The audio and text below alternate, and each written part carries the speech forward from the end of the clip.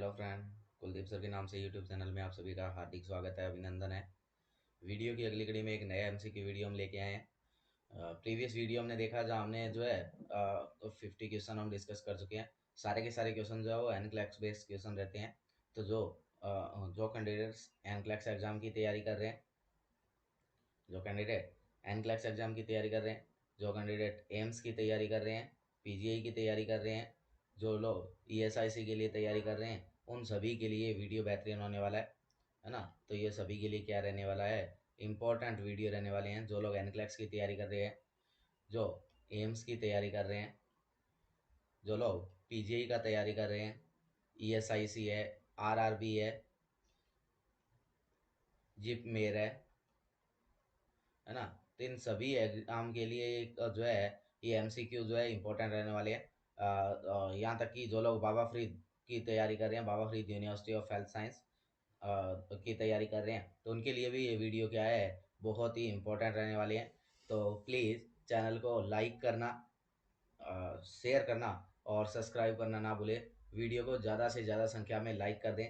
तो please like करें, share करें और सब्सक्राइब कर दें, ताकि आने वाले टाइम में जो भी वीडियो हम यहाँ अपलोड करें वो आपके तक आसानी से पहुँच जाए और आपको कोई भी तरीके का डिले ना हो वीडियो को देखने में। तो प्लीज़ वीडियो को लाइक कर दें और आगे से आगे ज़्यादा से ज़्यादा संख्या में शेयर करें और चैनल को सब्सक्राइब कर दें। अब हम बात करते हैं फर्स्ट क्वेश्चन के बारे में। पहले क्वेश्चन की तरफ बढ़ते हैं। आज का पहला क्वेश्चन है, the nurse is caring for a client with sterile wire following A coronary artery bypass graft. एक नर्स केयर कर रही है क्लाइंट की। क्लाइंट को क्या किया गया है, एक्सटर्नल वायर डाली गई है। इसके बाद में सीएबीजी हुआ है, सीएबीजी परफॉर्म की गई है क्लाइंट की कोरोनरी आर्टरी बाईपास ग्राफ्ट। और कोरोनरी आर्टरी बाईपास ग्राफ्ट के अंदर क्या किया जाता है, तो आर्टरी लेके उसका क्या कर दिया जाता है, ग्राफ्ट डालते हैं। और इसके अंदर हम सबसे ज़्यादा जो मोस्ट कॉमन जो ग्राफ्ट के लिए आर्टरी काम में ली जाती है, मोस्ट कॉमन आर्टरी जो काम में ली जाती है वो कौन सी रहती है, तो वो हम काम में लेते हैं मेमरी आर्टरी। मेमरी आर्टरी काम मिली जाती है। और इसका जो ड्यूरेशन है वो कितने साल का रहता है, 15 ईयर्स तक ये क्या रहती है, इसी तरह काम करती रहती है। तो अगर आपको पूछे कोरोनरी आर्टरी बाईपास ग्राफ्ट किया जा रहा है और उसके अंदर कौन सी आर्टरी काम मिलेंगे, तो मोस्ट कॉमन आर्टरी कौन सा होता है, वहाँ पे मेमरी आर्टरी काम मिली जाती है। और इसका ड्यूरेशन जो क्या रहता है, 15 ईयर। इसके अलावा क्या काम मिले सकते हैं, इसके अलावा फीमोरल आर्टरी को काम मिलिया जा सकता है ग्राफ्ट के लिए, फीमोरल आर्टरी, जिसका टाइम ड्यूरेशन जो है वो 10 ईयर्स का रहता है। हम बात करते हैं सीएबीजी के लिए। एक नर्स केयर कर रही है पेशेंट की। सीएबीजी का पेशेंट है, nurse client complain of severe pain. Client जो है वो कंप्लेन कर रहा है कि उसे क्या हो रहा है, सीवियर पेन हो रहा है, कफ हो रहा है, डीप ब्रीदिंग हो रही है। कि क्लाइंट क्या कर रहा है, ब्रीथ जो है वो बहुत ज़्यादा डीप ले रहा है, उसको बहुत ज़्यादा जो है पेन हो रहा है। और उसके साथ साथ उसको कफिंग जब वो कफ करता है तो what non-pharmacological measure can the nurse take to increase client comfort। कौन सा नीचे दिए गए में से नॉन फार्मेकोलॉजिकल मेजर है जो नर्स जो है वो यूज करेगी, ये हमने बताना है। तो कौन सा नॉन फार्मेकोलॉजिकल, यानी कि जो बिना दवाई के दिए काम चला दे, ऐसा कौन सा मैनेजमेंट हम यहाँ काम मिलेंगे। पहला ऑप्शन कह रहा है apply hot pack to the sternum. Sternum पर क्या करेंगे, हॉट पैक अप्लाई करेंगे, apply hot pack to the sternum. दूसरा कह रहा है give morphine PRN for pain before client cough. जब क्लाइंट कफ करने लगे उससे पहले क्या कर दें, हम मॉर्फिन दे दें। तीसरा कह रहा है सजेस्ट यूजिंग ऑडियो बुक्स और relaxing music as a distraction. मरीज को क्या करो, उसको सजेस्ट करो किसके बारे में, ऑडियो बुक्स के बारे में और जो रिलैक्सिंग म्यूजिक है उसके बारे में, ताकि वो वहाँ से क्या उसका ध्यान जो है वो डिस्ट्रैक्ट हो जाए उसके बारे में। चौथा कह रहा है teach the client how to use a pillow to splint the chest when coughing. Client को समझाओ कि तुम्हें क्या करना है, जब तुम्हें कफिंग होती है तो तुम्हें उस पिलो को चेस्ट के ऊपर एज ए स्प्लिंट कैसे यूज करना है, ये बात सिखाई जाए। पांचवा कह रहा है encourage the client to engage in prayer meditation और अदर एक्टिविटीज। क्लाइंट को क्या करो, प्रेयर है, मेडिटेशन है और कुछ अदर एक्टिविटी है, उनके अंदर क्या है ज़्यादा से ज़्यादा जो है उनके अंदर वो क्या हो उसके बिजी रह सके, इस तरीके से एनकरेज करे, बढ़ावा दे। और छठा ऑप्शन कह रहा है properly position the head of the bed to minimize pressure on the sternum. और क्या करो, उसको ऐसी पोजीशन में रखो ताकि वहाँ क्या ना हो, उसको जो है स्टनम के ऊपर कोई प्रेशर ही ना पड़े और ताकि पेन ना हो। तो पहला कह रहा है अप्लाई हॉट पैक, तो हॉट पैक अप्लाई नहीं करेंगे, वहाँ हॉट पैक नहीं अप्लाई करते हैं। दूसरा कह रहा है कि जब भी कफ आए उससे पहले उसको मॉर्फिन, तो कफिंग से पहले, हर बार कफ से पहले मॉर्फिन देना ये बात सही नहीं है। तो क्या करें?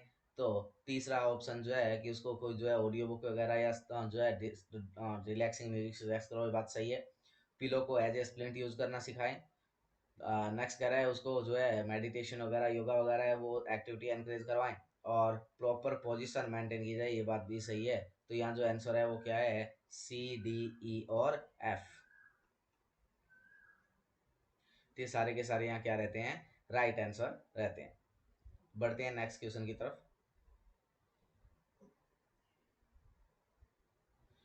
The nurse is caring for a client who is sedated and on the ventilator in ICU। एक नर्स केयर कर रही है क्लाइंट के लिए जो क्या है? सीडेटेड है और वेंटिलेटर पे है आईसीयू के अंदर। आईसीयू में क्या है? वेंटिलेटर पे है। The family expresses concern about controlling the client's pain. Family जो है वो क्या एक्सप्रेस कर रही है? कुछ उसके पेन को कंट्रोल करने के बारे में बता रही है कि वह बोल नहीं सकता पर उसको दर्द बहुत होता है, उसको कैसे कंट्रोल किया जाए। The nurse explained that assessing pain in a non-verbal client involve watching for which of the following sign।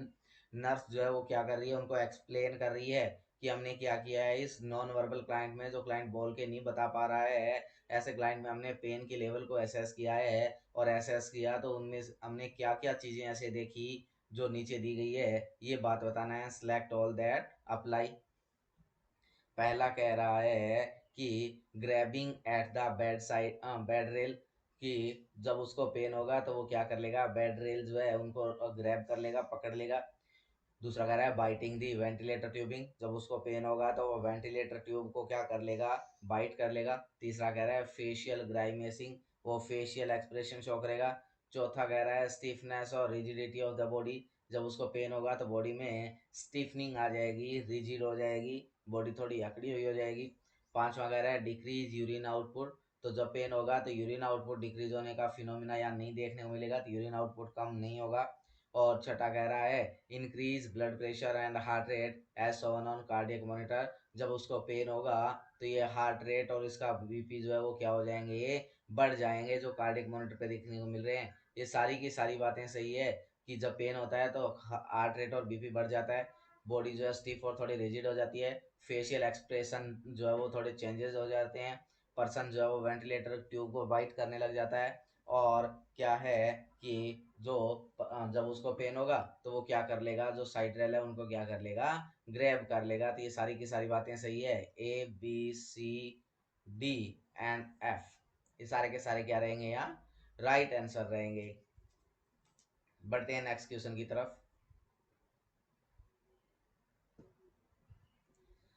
The clinic nurse is seeing a pregnant client who is expecting her first child। एक clinic nurse है, क्या कर रही है? एक pregnant client को देख रही है जो क्या है अभी अपने फर्स्ट बच्चे के साथ में एक्सपेक्ट हुई है। सी कंप्लेन ऑफ मॉर्निंग सिकनेस, जिसको क्या है कंप्लेन, जो क्या है कंप्लेन कर रही है कि उसे क्या हो रहा है? मॉर्निंग सिकनेस हो रही है और नेजल स्टफीनेस हो रही है। उसको किस चीज़ का कंप्लेन है? मॉर्निंग सिकनेस और नेजल स्टफीनेस की कंप्लेन कर रही है वो patient. The nurse recommend intervention to minimize discomfort from her symptom। Nurse क्या रिकमेंड करेगी?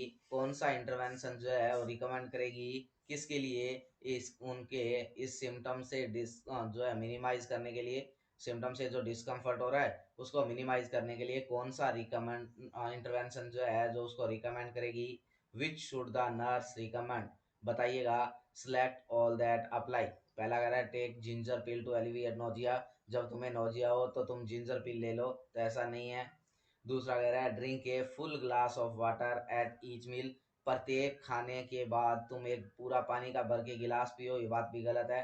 तीसरा कह रहा है use a humidifier to help with congestion, कि उसको नेजल स्टफीनेस हो रहा है और उसे प्रिवेंट करने के लिए कि हम क्या करते हैं, उसको बोल देंगे कि जब तुम्हें कंजेशन होता है तो तुम क्या करो? ह्यूमिडिफायर को यूज करो, ताकि तुम्हारी नोज जो है वो क्या हो रहा है, उसमें ड्राइनेस होने की वजह से क्या हो रहा है? ये स्टफीनेस हो रहा है, तो जब क्या होगा? वहाँ मॉइस्चर होगी तो ये स्टफीनेस अपने आप हट जाएगा, ये राइट बात है। चौथा कह रहा है eat dry cracker before getting out of bed in the morning, तुम क्या करो? जो है ड्राई क्रैकर्स लो जब तुम बेड से उठने लगती हो मॉर्निंग में उससे पहले।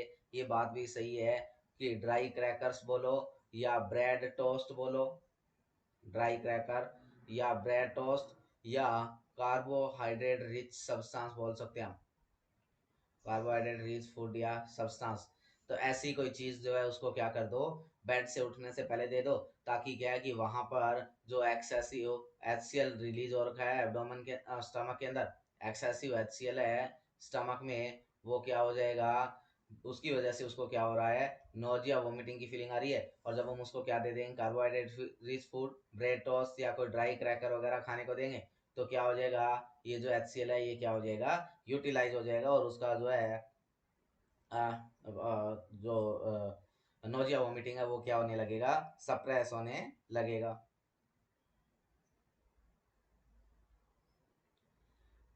पांच वगैरह eat 3 regular meal each day to provide needed nutrient की आवश्यकता अनुसार न्यूट्रिएंट को प्रोवाइड करने के लिए तुम डेली के 3 रेगुलर मील लो। तो ये कोई ये जो है ये मॉर्निंग सिकनेस को प्रिवेंट करने की बात नहीं कर रहा है। और चौथा पांचवा कह रहा है use an over the counter nasal spray such as saline based spray. तो ओवर द काउंटर कोई मेडिसिन यूज नहीं करना होता है, और मेडिसिन को यूज करने के लिए उसको क्या करना है, अपने फिजिशियन से कंसल्ट करवाना है कि हाँ फिजिशियन से कंसल्ट करो, ये आपको दवाई के बारे में बताएंगे। तो यहाँ राइट आंसर जो रहता है वो कौन रहता है, 3 नंबर और 4 नंबर जो है क्या है, राइट आंसर है, 3 and 4। नेक्स्ट क्वेश्चन है the nurse is caring for a client who refuses to get out of bed. एक नर्स केयर कर रही है क्लाइंट की जिसने क्या कर दिया है, रिफ्यूज कर दिया है get out of bed, bed से उतरने के लिए। ही टेल द नर्स, नर्स को बोल रहा है I am too tired to get up, मैं बहुत ज्यादा थक चुका हूँ, आई एम सिक, मैं बहुत बीमार हूँ, I am suppose to rest in the hospital, मैं सोच रहा हूँ कि मैं हॉस्पिटल में ही क्या कर लूँ, रेस्ट कर लूँ। For which complication of immobility does the nurse understand that the client is at risk? नीचे दिए गए में से कौन सा कॉम्प्लिकेशन है जो इस मोबिलिटी जो इस इमोबिलिटी के कॉम्प्लिकेशन को कॉम्प्लिकेशन के आधार पे नर्स समझ गई है कि क्लाइंट में क्या रिस्क हो सकता है। सिलेक्ट ऑल दैट अप्लाई, कि पेशेंट जो है, एक हॉस्पिटल में पेशेंट आया था और पेशेंट ने बेड से उठने से रिफ्यूज कर दिया। जब नर्स ने बोला तो वो कह रहा है कि मैं बहुत ज़्यादा थक चुका हूँ, मैं बीमार हूँ, मुझे आशा है कि या मैं चाहता हूँ कि मुझे हॉस्पिटल में ही क्या करना चाहिए, रेस्ट करना चाहिए। और नर्स इस इमोबिलिटी के कॉम्प्लिकेशन को अच्छी तरह समझती है कि क्लाइंट रिस्क पे है, और वो बात बतानी है कि वो किस चीज़ के रिस्क पे होगा। Select all that apply. पहला कह रहा है डिक्रीज एपेटाइट, उसकी भूख जो है वो क्या हो जाएगी, कम हो जाएगी, तो ऐसा कुछ भी नहीं है। दूसरा कह रहा है यूरिनरी ट्रैक्ट इन्फेक्शन, कि उसको क्या हो जाएगा, यूरिनरी ट्रैक्ट इन्फेक्शन हो जाएगा। ये बात सही है कि क्या होगा, वहाँ जो है यूरिन स्टेसिस करेगा, जब क्या होगा वो मोबिलाइज नहीं होगा तो वहाँ क्या करेगा, यूरिन स्टेसिस करेगा, और यूरिन स्टेसिस करेगा तो वहाँ क्या होगा, माइक्रो ऑर्गेनिज्म ग्रोथ करेंगे और उसकी वजह से वहाँ क्या हो जाएगा, उसको यूरिनरी इन्फेक्शन हो सकता है, यूरिनरी ट्रैक्ट इन्फेक्शन। नेक्स्ट कह रहा है ऑर्थोस्टैटिक हाइपोटेंशन, तो ये बात भी सही है कि जब जब क्या होगा, वो लगातार इमोबिलाइज रहेगा, मूवमेंट नहीं करेगा पर्सन, कोई चलना फिरना घूमना नहीं करेगा, अपनी डेली एक्टिविटी नहीं करेगा, तो उस कंडीशन में उसका जो है कार्डियक सर्कुलेशन है वो क्या हो जाएगा, डिक्रीज हो जाएगा। जो कार्डियक सर्कुलेशन है वो क्या होगा, डिक्रीज होगा। और जब कार्डियक सर्कुलेशन डिक्रीज होगा तो पर्सन ऑर्थोस्टैटिक हाइपोटेंशन में चला जाएगा। चौथा कह रहा है muscular atrophy and foot drop, उसको क्या हो जाएगा, मस्कुलर एट्रोफी हो जाएगी और फुट ड्रॉप हो जाएगा। तो ये बात भी सही है कि जब वो क्या नहीं करेगा, कोई फिजिकल एक्टिविटी नहीं करेगा, कोई भी फिजिकली एक्टिविटी नहीं करेगा, not done physical activity.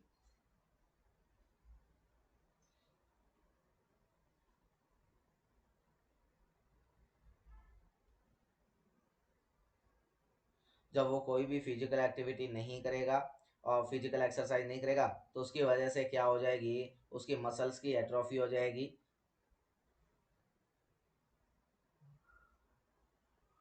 Next कह रहा है बोर्डम फ्रस्ट्रेशन एंड एंजाइटी, कि वह बोर फील करेगा, फ्रस्ट्रेटेड फील करेगा और उसको एंजाइटी होने लग जाएगा। तो ये बात भी सही है कि उसको क्या हो जाएगा, जब वो लगातार इमोबिलाइज रहेगा तो उस कंडीशन में उसको क्या हो जाएगा, उस कंडीशन में उसका जो मेंटल जो स्टिमुलेशन है उसकी क्या हो जाएगी, कमी हो जाएगी, मेंटली स्टिमुलेशन नहीं मिल पाएंगे इसको। मेंटल स्टिमुलेशन का कमी हो जाएगा, और मेंटल स्टिमुलेशन होने की वजह से ये फ्रस्ट्रेटेड फील करेगा, एंजाइटी फील करेगा और बोर्डम फील करेगा। और इसके साथ साथ कुछ रेस्पिरेटरी जो है प्रॉब्लम्स भी देखने को मिल सकती है। जब क्या होगा, ये इमोबिलाइज रहेगा तो इसमें क्या हो सकता है, रेस्पिरेटरी प्रॉब्लम भी अक्कर हो सकती है, रेस्पिरेटरी प्रॉब्लम्स भी साथ में देखने को मिल सकती है। और नेक्स्ट कह रहा है increase length of hospitalisation, hospital में लेंथ रहने का उसका लेंथ जो है वो क्या हो जाएगा, बढ़ जाएगा। तो ये बात भी सही है कि जब वो लगातार इसी तरीके से अगर हॉस्पिटल में बैठा ही बैठा रहेगा, मूवमेंट नहीं करेगा, तो उसको हॉस्पिटल में जो है लेंथ उसकी बढ़ जाएगी, और क्या है, उसको ज़्यादा समय हॉस्पिटल में क्या करना पड़ेगा, स्टे करना पड़ेगा। तो ये सारी की सारी बातें क्या रहती है, इंपॉर्टेंट रहती है। और आंसर क्या है, बी सी डी ई और एफ, ये सारे के सारे क्या है, इसके आंसर है। कि एक पेशेंट क्या कह रहा है कि वह तो हिल ही नहीं सकता, उस बहुत ज़्यादा थक चुका है, बहुत ज़्यादा बीमार है, और उसे लगता है कि अब उसे बेड पर ही हॉस्पिटल में रेस्ट करना चाहिए। ऐसे बात पे नर्स क्या समझ चुकी है कि क्या कॉम्प्लिकेशन आएंगे, तो उसको यूरिनरी स्टेसिस होगा इमोबिलिटी की वजह से, यूटीआई हो जाएगा। सर्कुलेशन कम होने की वजह से ऑर्थोस्टैटिक हाइपोटेंशन हो सकता है। पर्सन जब फिजिकल एक्टिविटी नहीं करेगा तो उसकी वजह से उसमें मस्कुलर ऑट्रोफी और फुट ड्रॉप हो सकते हैं। और जो है पर्सन को क्या है कि लंबे समय तक जब वो इमोबिलाइज रहेगा, उसको कोई मेंटल स्टिमुलेशन नहीं मिलेंगे, तो उसकी वजह से उसमें एंजाइटी है, फ्रस्ट्रेशन है, उसको बोर्डम की फीलिंग हो सकती है। इसके साथ साथ वहाँ क्या हो जाती है, कुछ रेस्पिरेटरी प्रॉब्लम्स भी हो सकती है, जैसे न्यूमोनिया वगैरह, है ना। और इसके बाद क्या है कि पर्सन के अंदर क्या हो जाएगा, उसको लंबे समय तक क्या होगा, हॉस्पिटल में रहना पड़ेगा, ये बात भी सही है। और इसके साथ साथ क्या हो सकती है, पर्सन के अंदर मल्टीपल कॉम्प्लिकेशन आ सकते हैं। क्या आ सकते हैं, मल्टीपल कॉम्प्लिकेशन आ सकते हैं, और उन मल्टीपल कॉम्प्लिकेशन की वजह से उसमें क्या हो सकती है, कोमोर्बिडिटी देखने को मिल सकती है। क्या देखने को मिल सकता है, कोमोर्बिडिटीज,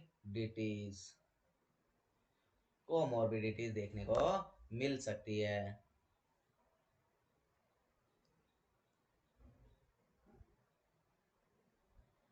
नेक्स्ट क्वेश्चन की तरफ चलते हैं। The nurse is caring for A group of client in A medical surgical unit, एक नर्स केयर कर रही है ग्रुप ऑफ क्लाइंट की, कहाँ पे, मेडिकल सर्जिकल यूनिट के अंदर। Which client does the nurse understand to be highest risk for developing decubitus ulcer, कौन सा ऐसा क्लाइंट है जो इंडिकेट कर रहा है कि हाईएस्ट रिस्क पे है किसकी, डेक्यूबाइटिस अल्सर होने की। डेक्यूबाइटिस अल्सर यानी कि प्रेशर अल्सर, क्या, प्रेशर अल्सर, या प्रेशर सोर, या बेड सोर जिसको आप बोल सकते हैं, काफी सारे नामों से जाना जाता है। डेक्यूबिटिस अल्सर, प्रेशर अल्सर, प्रेशर सोर, बेड सोर।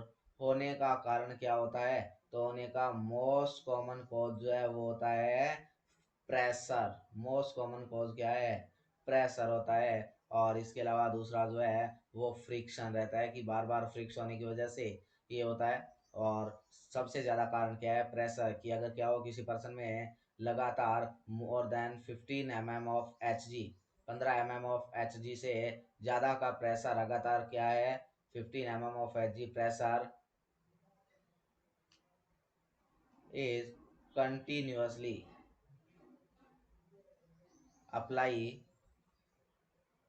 अगर क्या हो रहा है, लगातार 15 mm ऑफ एच जी से ज़्यादा का प्रेशर लगता रहे किसके ऊपर, कैपिलरीज के ऊपर, तो उसकी वजह से वहाँ क्या हो जाएगा, उनके अंदर से जो सर्कुलेशन है वो क्या हो जाएगा, डिमिनिश हो जाएगा। क्या हो जाएगा, सर्कुलेशन डिक्रीज हो जाएगा, और उस पर्टिकुलर पार्ट में क्या हो जाएगा, नेक्रोसिस हो जाएगा।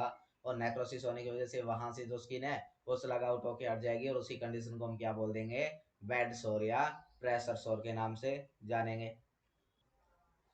तो थोड़ा डिटेल में अगर डिस्कस करें बेड सोर के बारे में, हाँ, तो ये मैंने डेफिनेशन देखा, सॉरी 15 नहीं, 32 mm of H, more than 30 या 32, मोर देन 30 या 32 mm ऑफ एच जी से ज़्यादा अगर प्रेशर लगता रहे, तो उस कंडीशन में क्या हो जाएगा, वहाँ की जो सर्कुलेशन है वो क्या हो जाएगा, स्टॉप हो जाएगा फर्दर पार्ट का, और वहाँ क्या होगा, नेक्रोसिस हो जाएगा। कहाँ देखने मिलते हैं ये बेड सोर जो है, तो ये बेड सोर की मोस्ट कॉमन साइट जो रहती है, या कॉमनली ये कहाँ वाली, कौन सी साइड पे होते हैं, तो जहाँ बोन क्या हो रही होती है, प्रोमिनेंस हो रही होती है, बोनी प्रोमिनेंस वाली साइड पे देखने मिलते हैं। और बोनी प्रोमिनेंस में मोस्ट कॉमन साइट जो रहता है वो कौन रहता है, सैक्रम रहता है। मोस्ट कॉमन साइट कौन है? सैक्रम है। इसके अलावा और कहाँ कहाँ हो सकता है? इसके अलावा जहाँ क्या है कि जहाँ प्रोजेक्शन बन रहे हैं बोन के, जैसे हमारा ग्रेटर टोंकार है,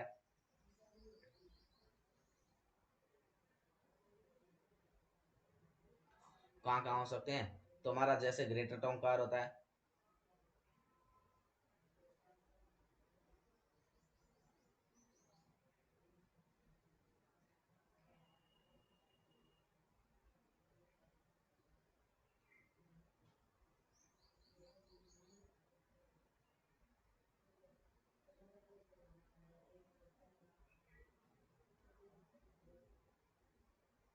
ग्रेटर टोंकार है।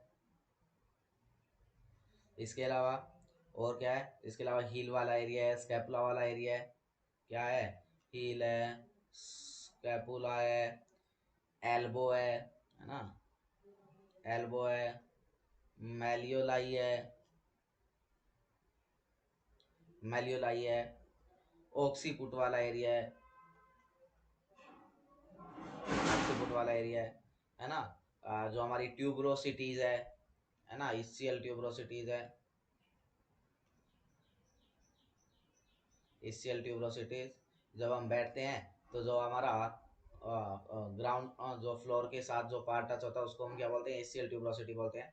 तो ये सारे के सारे क्या रहते हैं? कॉमन साइट रहती है। But most common site is sacrum. सबसे ज्यादा जो देखने को मिलता है वो कौन सा एरिया में होता है?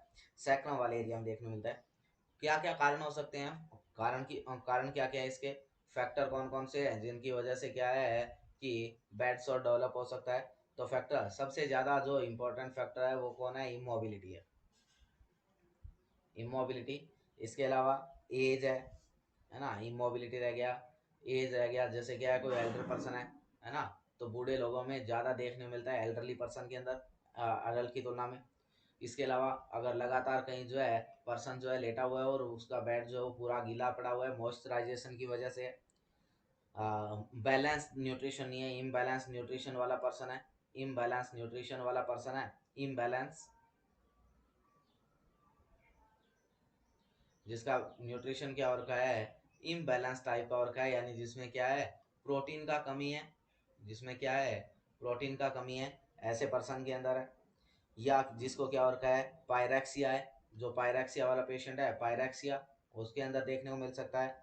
इसके अलावा जिसमें टिश्यू ऑक्सीजनेशन जो है वो इनएडिक्वेट टाइप का है, इनएडिक्वेट टिश्यू ऑक्सीजनेशन,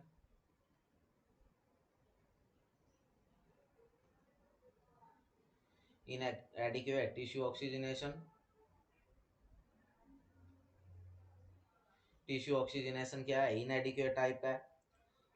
तो इन सभी कारणों की वजह से, और सबसे मोस्ट कॉमन प्रेशर कौन है, मोस्ट कॉमन कॉज कौन है जो कॉज करने का काम करता है? तो वो हमारा कौन रहता है?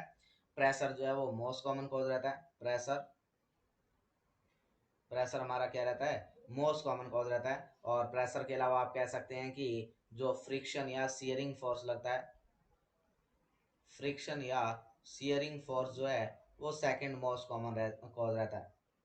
सियरिंग फोर्स है, ये क्या रहता है? ये सेकंड मोस्ट कॉमन कॉज रहता है प्रेशर के बाद में। तो एक नंबर पे आता है प्रेशर और दो नंबर पे फ्रिक्शन, है ना। इसके अलावा क्या है, कोई पर्सन जिसको क्या है यूरिन वगैरह का इनकॉन्टिनेंस हो रहा है तो उसके अंदर भी क्या है आपको देखने को मिल सकता है कि वहाँ क्या हो गया है? बेड सोर डेवलप हो सकते हैं। तो सारे के सारे कारण रहते हैं, इमोबिलिटी है, एज है ना, मॉइस्चराइजर है, इम्बैलेंस न्यूट्रिशन है, पायरेक्सिया है, इनएडिक्वेट टिश्यू ऑक्सीजनेशन है, प्रेशर है जो कि मोस्ट कॉमन कॉज रहता है, और फ्रिक्शन या सियरिंग फोर्स रहता है। अब हम बात करते हैं कि बेड सोर के टाइप कौन कौन से होते हैं। बेड सोर के टाइप के बारे में अगर बात करें, टाइप ऑफ बेड सोर या स्टेज ऑफ बेड सोर।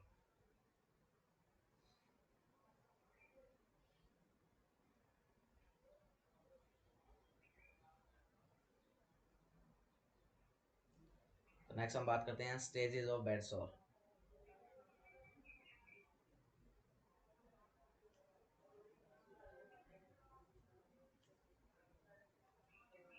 और बेड सोर की स्टेज की अगर बात करें तो कितनी स्टेज होती है बेड सोर की?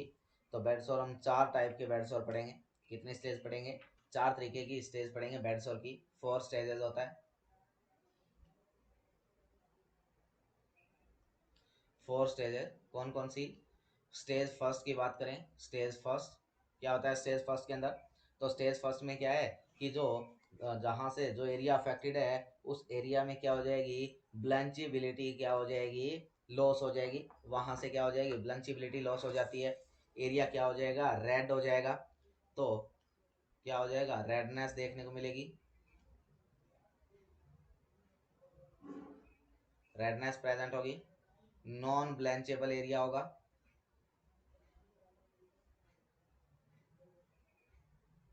नॉन ब्लैंचेबल एरिया देखने को मिलेगा। या आप कह सकते हैं वहां में क्या देखने को मिलेगा, इरिदमा बना हुआ देखने को मिलेगा, वहां क्या होगा, इरिदमा देखने को मिलेगा। स्किन इंटैक्ट होता है स्टेज फर्स्ट, अगर बेड सोर में बात करें तो यहाँ स्किन जो है वो क्या रहता है, इंटैक्ट रहता है। स्किन क्या होगी, इंटैक्ट होगी। स्किन हमारी क्या रहती है, इंटैक्ट रहती है। और जो है कहाँ देखने को मिलेगा, तो ये बोनी प्रोमिनेंस वाले एरिया है वहां पे देखने को मिलेगा। यूजुअली जो बोनी प्रोमिनेंस वाले एरिया है, यूजुअली जो बोनी प्रोमिनेंस वाले एरिया है वहां पे क्या होगा, देखने को मिलेगा, कौन, स्टेज फर्स्ट का बेड सोरिया अल्सर। नंबर दो, स्टेज सेकंड, सेकंड स्टेज का बेड सोर या सेकंड स्टेज प्रेशर अल्सर की अगर बात करें तो सेकंड स्टेज बेड सोर है वो कहाँ देखने, सेकंड स्टेज का हमें क्या पता लगेगा, क्या क्या कैरेक्टरिस्टिक रहते हैं कि सेकंड स्टेज का है। तो सेकंड स्टेज ऑफ बेड सोर में क्या होगा कि जो है यहाँ क्या हो जाएगा, जो हमारी स्किन है उसका क्या हो जाएगा, जो है लेसिरेशन हो जाएगा, उसकी जो है एपिडर्मिस और डर्मिस वाला पार्ट जो है वो क्या हो जाएगा, अफेक्ट हो जाएगा। तो आप कह सकते हैं कि पार्शियल थिकनेस अल्सरेशन हो जाता है। यहाँ क्या होता है, पार्शियल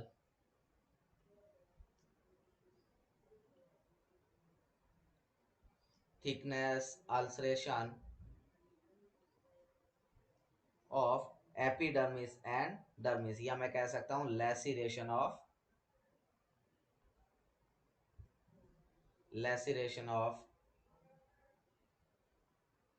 एपिडर्मिस, या इसके साथ में क्या हो सकता है, डर्मिस भी इन्वॉल्व हो सकती है कुछ मात्रा में। तो क्या देखने मिलेगा आपको, वहाँ पार्शियल लेसिरेशन देखने मिलेगा, अल्सरेशन देखने मिलेगा, अब्रेशन देखने मिलेगा, किसका, एपिडर्मिस का। और एपिडर्मिस के साथ साथ क्या हो सकती है, डर्मिस भी क्या हो सकती है कुछ मात्रा में इन्वॉल्व देखने को मिल सकती है। क्या होता है यहाँ पे, तो यहाँ पे क्या हो जाता है, एब्रेशन देखने को मिलती है। यहाँ क्या प्रेजेंट होती है, एब्रेशन प्रेजेंट होती है। एब्रेशन का मतलब वहां से स्किन क्या हो जाती है, हट जाती है, एब्रेशन देखने को मिलेगा। ब्लिस्टर बन जाएंगे, क्या बन जाएंगे, ब्लिस्टर बन जाएगा, ब्लिस्टर प्रेजेंट होता है। और क्या हो जाएगा, हल्का सा वुंड बन जाएगा, छोटा सा वुंड बन जाता है, शैलो क्रैटर, क्या बन जाएगा, छोटा सा वुंड बन जाएगा जिसको हमने बोला शैलो क्रैटर। और वो जो वुंड होगा उस वुंड का बेड जो होगा वो कैसा होगा, तो रेड या पिंक वुंड बेड होगा। कैसा होगा, रेड या पिंक वुंड बेड होगा। जो वुंड बेड है वो रेड या पिंक कलर का होगा, बिना कोई टिश्यू स्लविंग के। वहाँ क्या होगा, सीरम फील्ड ब्लिस्टर बन जाता है। यहाँ क्या बन जाता है, ब्लिस्टर बन जाता है, और उसमें क्या होता है, सीरम भरा हुआ होता है। तो दूसरा टाइप हमारा क्या हुआ, स्टेज सेकेंड, और जिसमें हमने कहा पार्शियल थिकनेस अल्सरेशन हो जाता है किसका, एपिडर्मिस और डर्मिस का। और यहाँ क्या प्रेजेंट होता है, ब्लिस्टर प्रेजेंट होता है। ये सबसे इंपॉर्टेंट बात रहती है, आपसे पूछा जा सकता है कि बर्न की कौन सी, सॉरी बेड सोर की कौन सी स्टेज के अंदर जो है ब्लिस्टर का फॉर्मेशन होता है। तो आपने बताना है कि ब्लिस्टर की, sorry second stage of pressure ulcer के अंदर क्या देखने को मिलते हैं, हमें ब्लिस्टर देखने को मिलते हैं। और बर्न की भी सेकंड स्टेज में ही क्या होते हैं, ब्लिस्टर का फॉर्मेशन होता है। नेक्स्ट हम बात करें 3 नंबर पे, और 3 नंबर पे रहता है स्टेज थर्ड प्रेशर अल्सर। और स्टेज थर्ड प्रेशर अल्सर में क्या होगा, तो यहाँ क्या हो जाएगा, फुल थिकनेस अल्सरेशन हो जाएगा। क्या हो जाएगा, यहाँ फुल थिकनेस अल्सरेशन हो जाएगा, फुल थिकनेस अल्सरेशन हो जाएगा, फुल थिकनेस अल्सरेशन। और यहाँ क्या हो जाएगी, तो यहाँ आपकी एपिडर्मिस है, epidermis plus dermis plus subcutaneous tissue, ये तीनों की तीनों क्या हो जाएंगे, इन्वॉल्व हो जाएंगे। यहाँ क्या होगा, epidermis, dermis plus subcutaneous tissue, तीनों की तीनों इन्वॉल्व होंगे। यहाँ से क्या हो जाएगी, स्किन हट जाएगी। अब स्किन क्या होगा, हट जाती है, स्लफिंग प्रेजेंट होगी, स्लफिंग में प्रेजेंट, स्लफिंग आपको क्या देखने मिलेगा, यहाँ प्रेजेंट देखने मिलेगा। और यहाँ क्या होगा, डीप क्रैटर वुंड देखने मिलेगा। क्या देखने मिलेगा, डीप वुंड देखने मिलेगा। क्या प्रेजेंट होता है, यहाँ डीप वुंड प्रेजेंट होता है।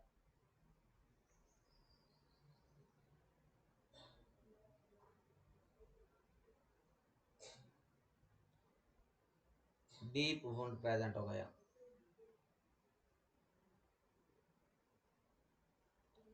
डीप वुंड प्रेजेंट होगा।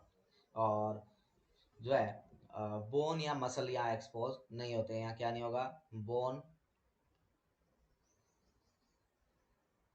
मसल एक्सपोज नहीं होंगे, ये इंपॉर्टेंट बात रहता है।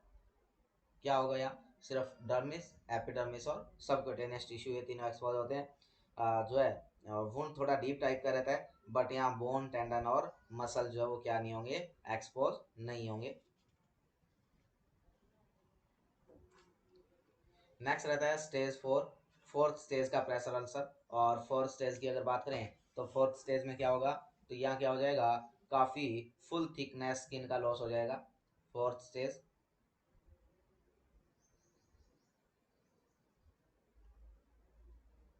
स्टेज 4।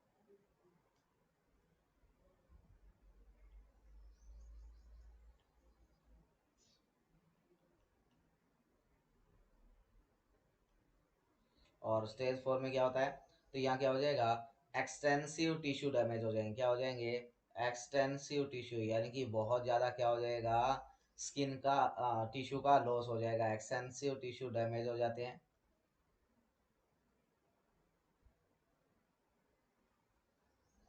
और या आप कह सकते हैं फुल थिकनेस स्किन लॉस होता है। यहाँ क्या होता है, फुल थिकनेस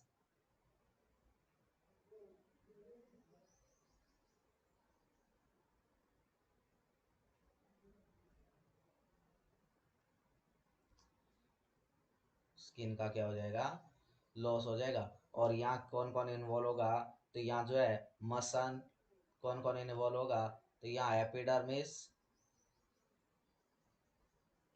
डर्मिस,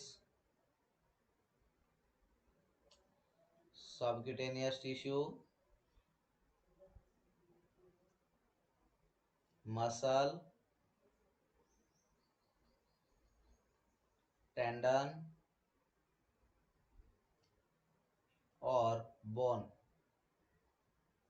ये सारी की सारी चीजें क्या होंगी, यहाँ इन्वॉल्व हो जाएगी। और यहाँ जो वुंड है वो कैसा देखने मिलेगा, तो वुंड के कलर की अगर बात करें तो यहाँ व्हाइटिश कलर का वुंड देखने मिलेगा आपको। कहाँ कैसा वुंड देखने मिलेगा, तो यहाँ व्हाइटिश कलर का वुंड देखने मिलता है। व्हाइटिश कलर क्या होगा, वुंड होगा, whitish colour wound present. Whitish colour का क्या होगा, वुंड बेड होगा। होने का कारण ड्यू टू बोन एक्सपोज, यहाँ क्या हो गई है, बोन एक्सपोजर है, because bone are expose.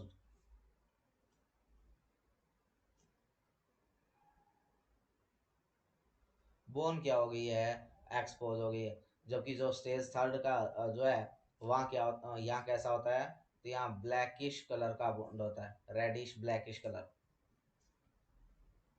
Blackish reddish colour, reddish colour wound bed रहता है। और इसमें कैसा होगा, तो व्हाइट कलर का वुंड बेड होगा।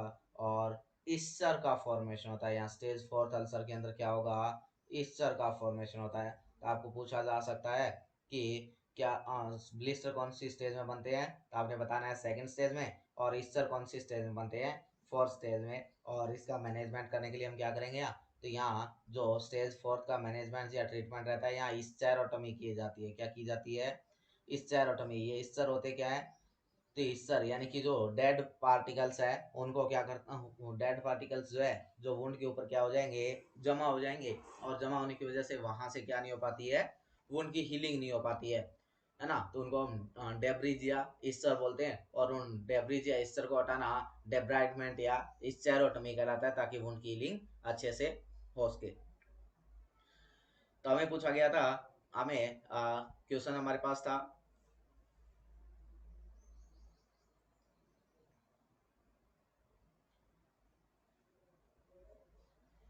कि एक नर्स क्या कर रही है, ग्रुप ऑफ क्लाइंट की केयर कर रही है मेडिकल सर्जिकल यूनिट में। नर्स समझ चुकी है कि कौन सा ऐसा पेशेंट है जिसको हाईएस्ट प्रायोरिटी पे रखना है, जिसको हाईएस्ट रिस्क है किसकी, डेक्यूबाइटिस अल्सर डेवलप होने की। तो पहला कह रहा है 27-year-old client who fracture her arm playing volleyball. एक 27 साल पुराना पेशेंट है जिसकी आर्म फ्रैक्चर हुई है, और वो अच्छे से क्या खेल रहा है, वॉलीबॉल खेल रहा है। तो इस पेशेंट को तो कभी भी होने के चांस नहीं है, इस पेशेंट को तो हो नहीं सकता, क्योंकि ये तो क्या है, मूवेबल है, मोबिलाइज है। दूसरा कह रहा है 6-year-old client on pelvic skin traction for muscle spasm.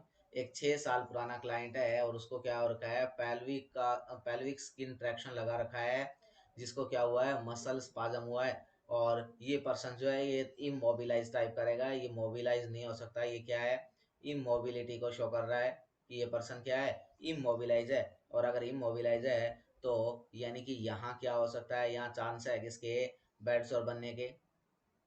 Next option की तरफ चलते हैं। 42-year-old obese client with controlled atrial fibrillation who use a wheelchair। एक 42-year-old obese client है जिसको controlled atrial fibrillation हो रखा है, और वो व्हील चेयर यूज कर रहा है, तो इस पेशेंट में भी होने के चांस नहीं है। और नेक्स्ट है 70-year-old client with heart failure who uses a can for ambulation in the room and hall। एक 70-year-old क्लाइंट है, हार्ट फेलियर हुआ था, और वो क्या है, एम्बुलेशन के लिए इसको यूज कर रहा है, कैन को यूज कर रहा है ना। एम्बुलेटेड है, रूम और हॉल के अंदर एम्बुलेट कर रहा है, इसका मतलब इसको भी चांस नहीं है। तो यह आंसर क्या होगा, बी, जिसको क्या है, पेल्विक ट्रैक्शन लगा है और मसल का स्पाजम हुआ है, वो पेशेंट किस पे है, बेड सोर की रिस्क पे है। नेक्स्ट क्वेश्चन रहते हैं कुछ फिजियोलॉजिकल इंटीग्रिटी और फार्माकोलॉजिकल, और इसके साथ साथ पेरेंट्रल थेरेपी से रिलेशन रखने वाले क्वेश्चन रहते हैं हमारे पास। पेरेंट्रल थेरेपी से और फार्माकोलॉजी के क्वेश्चन पढ़ते हैं कुछ। The nurse is caring for client receiving total parenteral nutrition. एक नर्स केयर कर रही है क्लाइंट की, और क्लाइंट क्या कर रहा है, टोटल पेरेंट्रल न्यूट्रिशन टीपीएन के ऊपर है। During the assessment the nurse note absence of breath sound on right side। जब क्या किया गया, नर्स ने असेस किया तो देखा कि जो पेशेंट है उसकी राइट साइड क्या है, ब्रीथ साउंड जो क्या हो रखी है, एब्सेंट हो रखी है। Where the central catheter is placed. Central catheter जो है वो कहाँ प्लेस किया गया है। Which of the following does the nurse suspect is responsible for abnormal assessment finding. कौन सा नीचे दिए गया ऐसा जो है बात है, असेसमेंट है जो अब नॉर्मल फाइंडिंग को बताने के लिए जिम्मेदार बन रही है। पहला कह रहा है एयर एम्बोलिज्म की, यहाँ क्या हो गया, एयर एम्बोलिज्म हो गया। दूसरा कह रहा है वहाँ फ्लूइड ओवरलोड हो गया। तीसरा कह रहा है न्यूमोथोरैक्स हो गया, और चौथा कह रहा है रीफीडिंग सिंड्रोम हो गया है। तो इसमें क्या है कि यहाँ एयर एम्बोलिज्म नहीं है, ये साइन एयर एम्बोलिज्म का नहीं है। यहाँ तो क्या हो गया, एक साइड की ब्रीथ साउंड ही क्या हो गई, एबसेंट हो गई है। और ऐसा सिम्टम कहाँ देखने को मिलता है, हमें न्यूमोथोरैक्स में देखने को मिलता है। न्यूमोथोरैक्स, और न्यूमोथोरैक्स क्या होता है, तो pneumothorax air accumulation into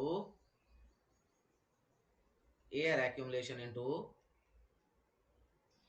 plural space. Plural space में क्या हो जाना, एयर का एक्यूमुलेशन होना क्या कहलाता है, न्यूमोथोरैक्स कहलाता है। और अगर एयर एक्यूमुलेट होगी तो वहां में क्या नहीं होगा, ब्रीथ साउंड नहीं सुनाई देगी।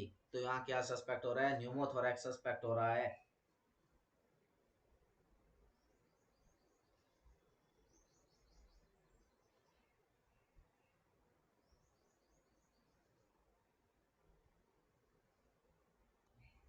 रीफीडिंग सिंड्रोम की अगर बात करें, रीफीडिंग सिंड्रोम क्या होता है, तो साइन सिम्टम की बात करें, रीफीडिंग सिंड्रोम के साइन सिम्टम क्या होते हैं। अगर ऐसा बात करें तो क्या क्या साइन सिम्टम देखने को मिलेंगे यहाँ। तो पर्सन में क्या हो जाता है, एरिथमिया हो जाता है, क्या हो जाएगा, एरिथमिया होगा। इसके अलावा वोमिटिंग है, शॉर्टनेस ऑफ ब्रीथ है, एरिथमिया देखने को मिलता है, वोमिटिंग देखने को मिलती है, शॉर्टनेस ऑफ ब्रीथ हो जाता है पर्सन को।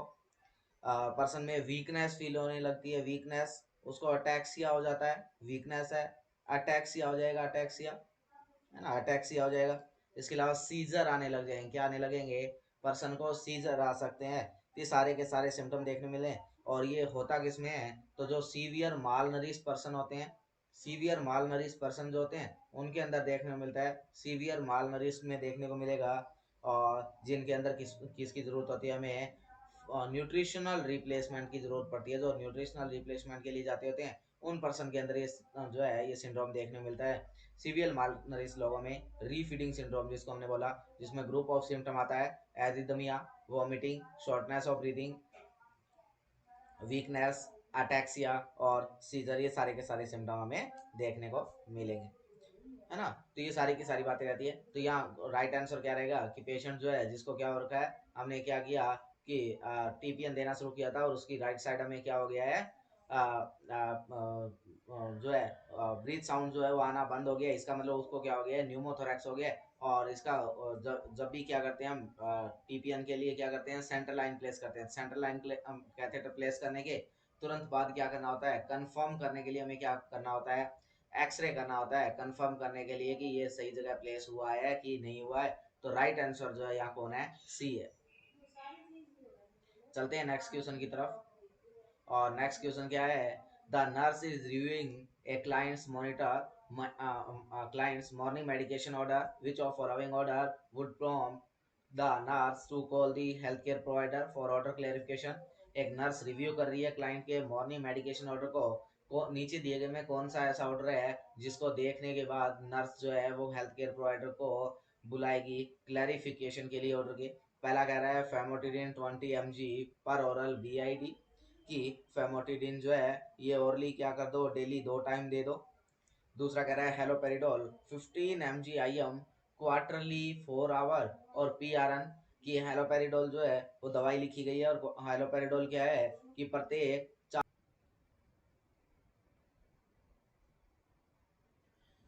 तो पहला कह रहा है कि famotidine 20 mg per hour BID देना है। दूसरा कह रहा है कि हेलोपेरिडोल 15 mg देना है और वो भी IM और क्वार्टरली 4 आवर, यानी कि एक दिन में 4 बार, और जब जरूरत पड़े PRN प्रोरीनाटा, जब जरूरत लगे तब। तीसरा कह रहा है लिथियम कार्बोनेट 300 mg पर ओरल TID, दिन में 3 बार 300 mg ओरली। और चौथा कह रहा है अमोक्सिसिलिन 500 mg पर ओरल 12 आवर 7 डेज के लिए। तो जो फेमोटिडिन है 20 20 mg का डोज है, तो सही है। लिथियम कार्बोनेट 300 mg दे सकते हैं और अमोक्सिसिलिन जो है 500 mg 7 डेज के लिए हम डबल डोज के हिसाब से दिया जा सकता है। पर जो हेलिपोरिडल जो रहता है इसका डोज जो रहता है वो 2 to 5 mg रहता है। इसका डोज कितना रहता है? 2 to 5 mg रहता है। जब हम IM इंजेक्शन लगाते हैं तो उसका डोज कितना होता है? 2 से 5 mg का होता है। और यहाँ डोज जो है वो कितना लिख रखा है? 15 mg लिखा हुआ है। कितना लिखा हुआ है? 15 mg लिखा हुआ है। तो ये बात जो है ये गलत है। इस बात पे हमें क्या करना होगा? क्वेश्चन करना होगा कि ये ऑर्डर जो है इसको क्लैरिफाई करना होगा हमें डॉक्टर से पूछ के। तो ये क्या है? बी जो है यहाँ क्या रहता है? राइट आंसर रहता है। नेक्स्ट क्वेश्चन की तरफ बढ़ते हैं। Client with hypertension ask the nurse to explain how amlodipine besylate, जो एम्लोडिपिन टेबलेट है वो कैसे बीपी को कम करती है, ये बात बतानी है। नर्स ने एक्सप्लेन करना है। एक हाइपरटेंशन वाला क्लाइंट है, वो पूछ रहा है कि ये जो दवाई हम दे रहे हैं, ये जो एम्लोडिपिन दवाई जो आप दे रहे हैं ये कैसे काम करती है, बीपी को कम कैसे करती है। The nurse give which explanation to the client, nurse कौन सी एक्सप्लेनेशन जो है वो क्लाइंट को देगी। तो एम्लोडिपिन जो है ये CCB calcium channel blocker category का ड्रग रहता है। कौन सी कैटेगरी का है? CCB calcium channel blocker category का है। और ये क्या करते हैं? तो ये हार्ट जो है, हार्ट की बीटिंग कैपेसिटी को स्ट्रॉन्ग करता है। क्या करता है? हार्ट की बीटिंग कैपेसिटी को क्या करता है? स्ट्रॉन्ग करता है। बीटिंग कैपेसिटी को स्ट्रॉन्ग करता है कि हार्ट जो है वो अच्छे से क्या कर सके? स्ट्रॉन्गली बीट कर सके। It prevent calcium from entering the smooth muscle which relax the blood vessel to lower heart rate and BP। ये प्रिवेंट करता है कैल्शियम को एंटर करने से स्मूथ मसल के अंदर। और जो है कैल्शियम को ब्लॉक करता है। ब्लॉक करने से क्या है, जो ब्लड वेसल है वो क्या होगी? रिलैक्स होगी और हार्ट रेट कम होगी और बीपी कम होगा। तो हमने कहा कि जो कैल्शियम चैनल ब्लॉकर है, जो कैल्शियम हमारा है, कैल्शियम का काम क्या है कि हार्ट को क्या करो? बीट करो स्ट्रॉन्ग तरीके से और हार्ड बनाने के लिए। तो ये क्या है, कैल्शियम को ब्लॉक करता है ना। हमने कहा था कि कैल्शियम का काम क्या है, कैल्शियम क्या करता है, हार्ट की बीटिंग को स्ट्रॉन्ग और हार्ड बनाता है। और इस दवाई का नाम क्या है, कैल्शियम चैनल ब्लॉकर है। यानी कि ये कैल्शियम के चैनल को ब्लॉक करती है, और जब कैल्शियम का चैनल ब्लॉक होगा तो हार्ट जो है वो क्या नहीं कर पाएगा, स्ट्रांगली और हार्डर बीटिंग नहीं कर पाएगा। और जो स्ट्रॉन्ग और हार्ड बीट नहीं कर पाएगा, किसकी वजह से, कैल्शियम की एंट्री रोकने की वजह से, तो क्या होगा, पर क्लाइंट का बीपी और हार्ट रेट क्या हो जाएंगे, कम हो जाएंगे, और हाइपरटेंशन क्या हो जाएगा, मैनेज हो जाएगा। तो ये जो है यही क्या है, राइट है। ए जो है यहाँ क्या रहेगा, राइट आंसर रहेगा ए। बढ़ते हैं नेक्स्ट क्वेश्चन की तरफ। The nurse is caring for a client who is taking benthachol chloride यानी कि यूरिकोलिन नाम की एक दवाई ले रहा है पर्सन जो है, किसके लिए, न्यूरोजेनिक ब्लैडर के लिए। किसके लिए, न्यूरोजेनिक ब्लैडर के लिए। विच of the following Which of the following does the nurse understand is correct concerning medication?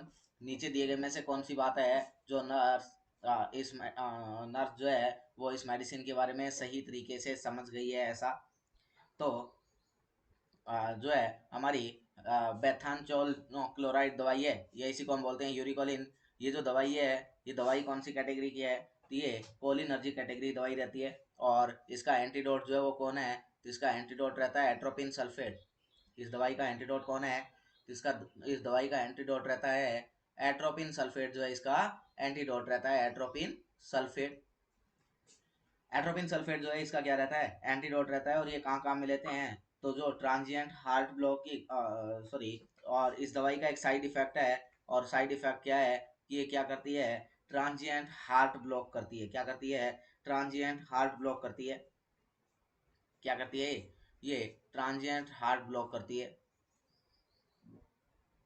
Heart block करती है। और कॉन्ट्रा इंडिकेटेड रहती है दवाई, क्या है, कॉन्ट्रा इंडिकेटेड रहती है जिनके अंदर यूरिनरी ऑब्स्ट्रक्शन और यूरिनरी स्ट्रक्चर की प्रॉब्लम होती है, उन पेशेंट के अंदर इस दवाई को नहीं देना होता है। ये जो यूरिकोलिन दवाई है, ये कॉन्ट्रा इंडिकेटेड रहती है कहाँ, जिन पर्सन के अंदर क्या रहता है, कॉन्ट्रा इंडिकेटेड रहती है कहाँ, जिनमें क्या होता है, यूरिथ्रल ऑब्स्ट्रक्शन होता है।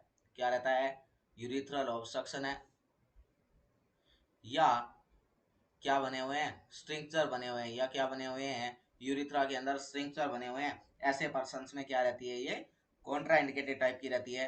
कौन, आपकी बेंथासोल, या जो है यूरिकोलिन दवाई जो है, जिसका एंटीडोट रहता है एट्रोपिन सल्फेट। साइड इफेक्ट है ट्रांजिएंट हार्ट ब्लॉक। और क्या करती है, ये कॉन्ट्रा इंडिकेटेड होती है जिनके अंदर यूरिथ्रल ऑब्स्ट्रक्शन रहता है या स्ट्रिंक्चर बने हुए होते हैं। कैसे देते हैं इसको, तो ये इंजेक्टेबल फॉर्म में रहती है। इसको आईवी आईएम दोनों रूट से दिया जा सकता है। इसको आप आईवी भी दे सकते हैं और आईएम रूट से भी दिया जा सकता है। आईवी भी दे सकते हैं और आईएम रूट से भी दिया जा सकता है। और इसको क्या है, हम ओरल भी दे सकते हैं। और अगर ओरल दें तो इसको क्या है कि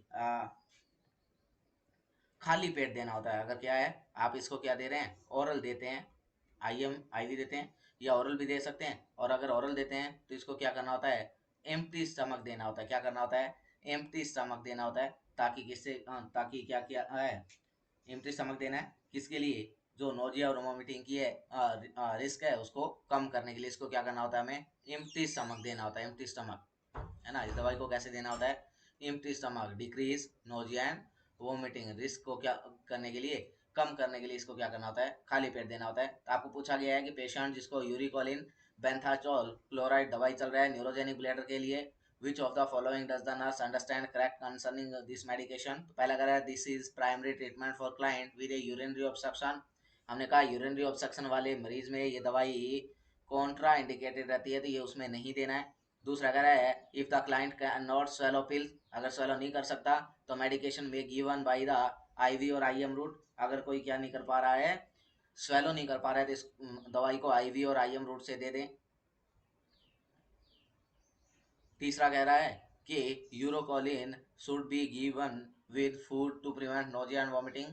जो यूरिकोलिन दवाई है इसको फूड के साथ दें ताकि नोजिया वॉमिटिंग प्रिवेंट करें। नहीं, ये हमने कहा एम्प्टी स्टमक देना होता है नोजिया वॉमिटिंग से प्रिवेंट करने के लिए। और नेक्स्ट कह रहा है atropine sulphate should be readily available when a client receive this medication. जब कोई क्लाइंट इस मेडिसिन को ले रहा है तो उसके पास में एट्रोपिन सल्फेट जो है वो अवेलेबल होना चाहिए। ये बात बिल्कुल सही है। तो डी जो है क्या रहेगा यहाँ पे, आंसर रहेगा D is A right. Next question की तरफ चलते हैं। अगला क्वेश्चन,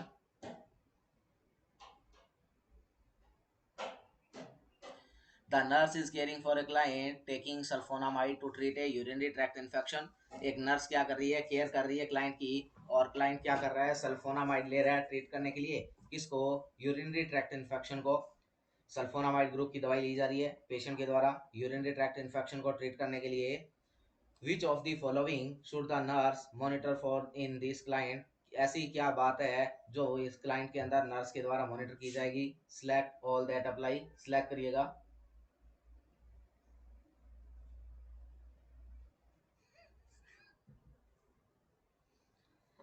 यूरिनरी ट्रैक्ट इन्फेक्शन हो गया किसी पेशेंट को, उसकी केयर के लिए उसको सल्फोनामाइड दिया जा रहा है ट्रीट करने के लिए। विच of the following should the nurse monitor for in this client? ऐसी कौन सी बात है नीचे दिए गए में से जो क्या है कि नर्स मॉनिटर करेगी इस क्लाइंट के लिए? Select all that apply, select करना है। पहला कह रहा है फीवर और सोर थ्रोट, पर्सन को फीवर और सोर थ्रोट देखने को मिलेगा। दूसरा कह रहा है रेडिश पिंक यूरिन, यूरिन का कलर जो है वो रेडिश पिंक कलर का होगा। तीसरा कह रहा है side effects such as dyspnea, chest pain, chills and cough, कि जो सल्फोनामाइड के साइड इफेक्ट रहेंगे कि पर्सन को डिसनिया होगा, चेस्ट पेन होगा, चिल्स होगा और कफ होगा। चौथा कह रहा है urine output 1200 ml daily to minimise the risk of renal damage. Renal damage के रिस्क को कम करने के लिए डेली यूरिन आउटपुट जो कितना होना चाहिए? 1200 ml होना चाहिए। और पांचवा कह रहा है the need to decrease the dose if client take warfarin sodium. अगर क्लाइंट क्या कर रहा है, वारफेरिन ले रहा है साथ में, तो उस कंडीशन में वारफेरिन ले रहा है या सोडियम फेनिटोइन ले रहा है, तो इस कंडीशन में क्या करना है आपने, जो सल्फोनामाइड है इसकी डोज को क्या करना है, कम करना है। तो ये बात सही है। पहला जो है कि अगर कोई पर्सन क्या ले रहा है, वारफेरिन ले रहा है या फेनिटोइन ले रहा है, तो उस कंडीशन में आपने क्या करना होता है, सल्फोनामाइड की डोज को कम कर देना होता है। दूसरा यूरिन आउटपुट जो है वो 1200 ml डेली तो होना ही होना चाहिए, ये बात भी सही है। नहीं तो क्या हो सकता है, अगर इससे कम है तो क्या इंडिकेट करता है, रीनल डैमेज को इंडिकेट करता है, क्योंकि ये दवाई कैसी है, इसका साइड इफेक्ट है, ये नेफ्रोटॉक्सिक दवाई रहती है। तीसरा कह रहा है कि इसका जो है अगर क्लाइंट को क्या है, फीवर और सोर थ्रोट है ना, फीवर और सोर थ्रोट, तो ये तीनों के तीनों क्या रहते हैं, इसके आंसर रहते हैं ए, डी और ई। तीनों जो है क्या रहेंगे, यहाँ आंसर रहेंगे ए, डी और ई। क्यों? क्योंकि जो हमारी सल्फोनामाइड दवाई है इसके लिए किसको मॉनिटर करना, जब ये दवाई दी जाती है तो क्लाइंट को मॉनिटर करना होता है, किसके लिए, सोर थ्रोट के लिए। किसके लिए मॉनिटर करना होता है? सोर थ्रोट और फीवर के लिए मॉनिटर करना होता है, सोर थ्रोट और फीवर के लिए। इसके अलावा और क्या करना होता है? तो इसके अलावा क्या कर सकती है, ल्यूकोपिनिया कर सकती है। और क्या करती है, तो सल्फोनामाइड ल्यूकोपिनिया करती है, ल्यूकोपिनिया डब्ल्यूबीसी के काउंट्स को कम करती है। और डब्ल्यूबीसी के काउंट कम होंगे तो उसकी वजह से क्या हो सकता है, पेशेंट के अंदर इन्फेक्शन होने के चांस, ल्यूकोपिनिया। इसके साथ साथ क्या करती है, हीमोलाइटिक एनीमिया करती है। क्या करती है? हीमोलाइटिक एनीमिया करती है, हीमोलाइटिक एनीमिया कॉज करती है। इसके अलावा थ्रोम्बोसाइटोपिनिया करती है। क्या करती है? थ्रोम्बोसाइटोपिनिया करती है, थ्रोम्बोसाइटोपिनिया कॉज करती है। इसके अलावा ए ग्रेनुलोसाइटोसिस कॉज करती है। क्या करती है?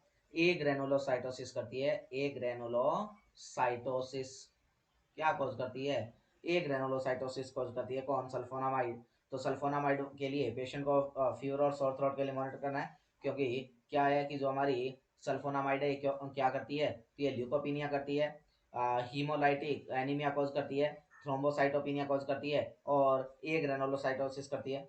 तो क्या हो सकता है, पेशेंट को फीवर और सोर थ्रोट डेवलप हो सकता है। तो आपने क्या करता है, क्या करना होता है, अगर क्लाइंट को क्या हो गया, फीवर और सोर थ्रोट हो गया, तो आपने क्या करना होता है, नोटिफाई करना होता है। किसको? एचसीपी, हेल्थ केयर प्रोवाइडर को क्या करें, नोटिफाई करें। इसके अलावा क्या करना होता है, अपने क्लाइंट को डेली का, यानी कि हमने क्या है कि आउटपुट जो है वो मेंटेन करके रखना होता है, क्योंकि ये नेफ्रोटॉक्सिक टाइप का दवाई रहता है, रीनल डैमेज करती है ये दवाई। तो हमें क्या करना होता है, डेली का 8 से 10 जो है ग्लास क्या करना होता है, क्लाइंट को पानी पिलाना ही पिलाना होता है। 8 to 10 ग्लास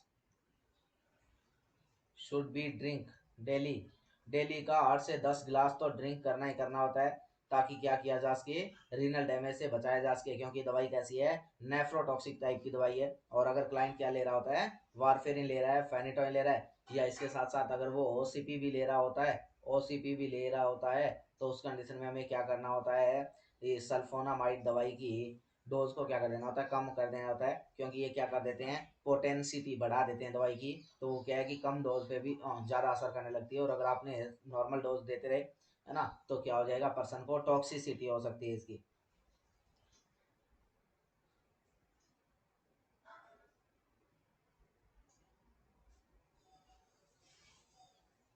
चलते हैं नेक्स्ट क्वेश्चन की तरफ।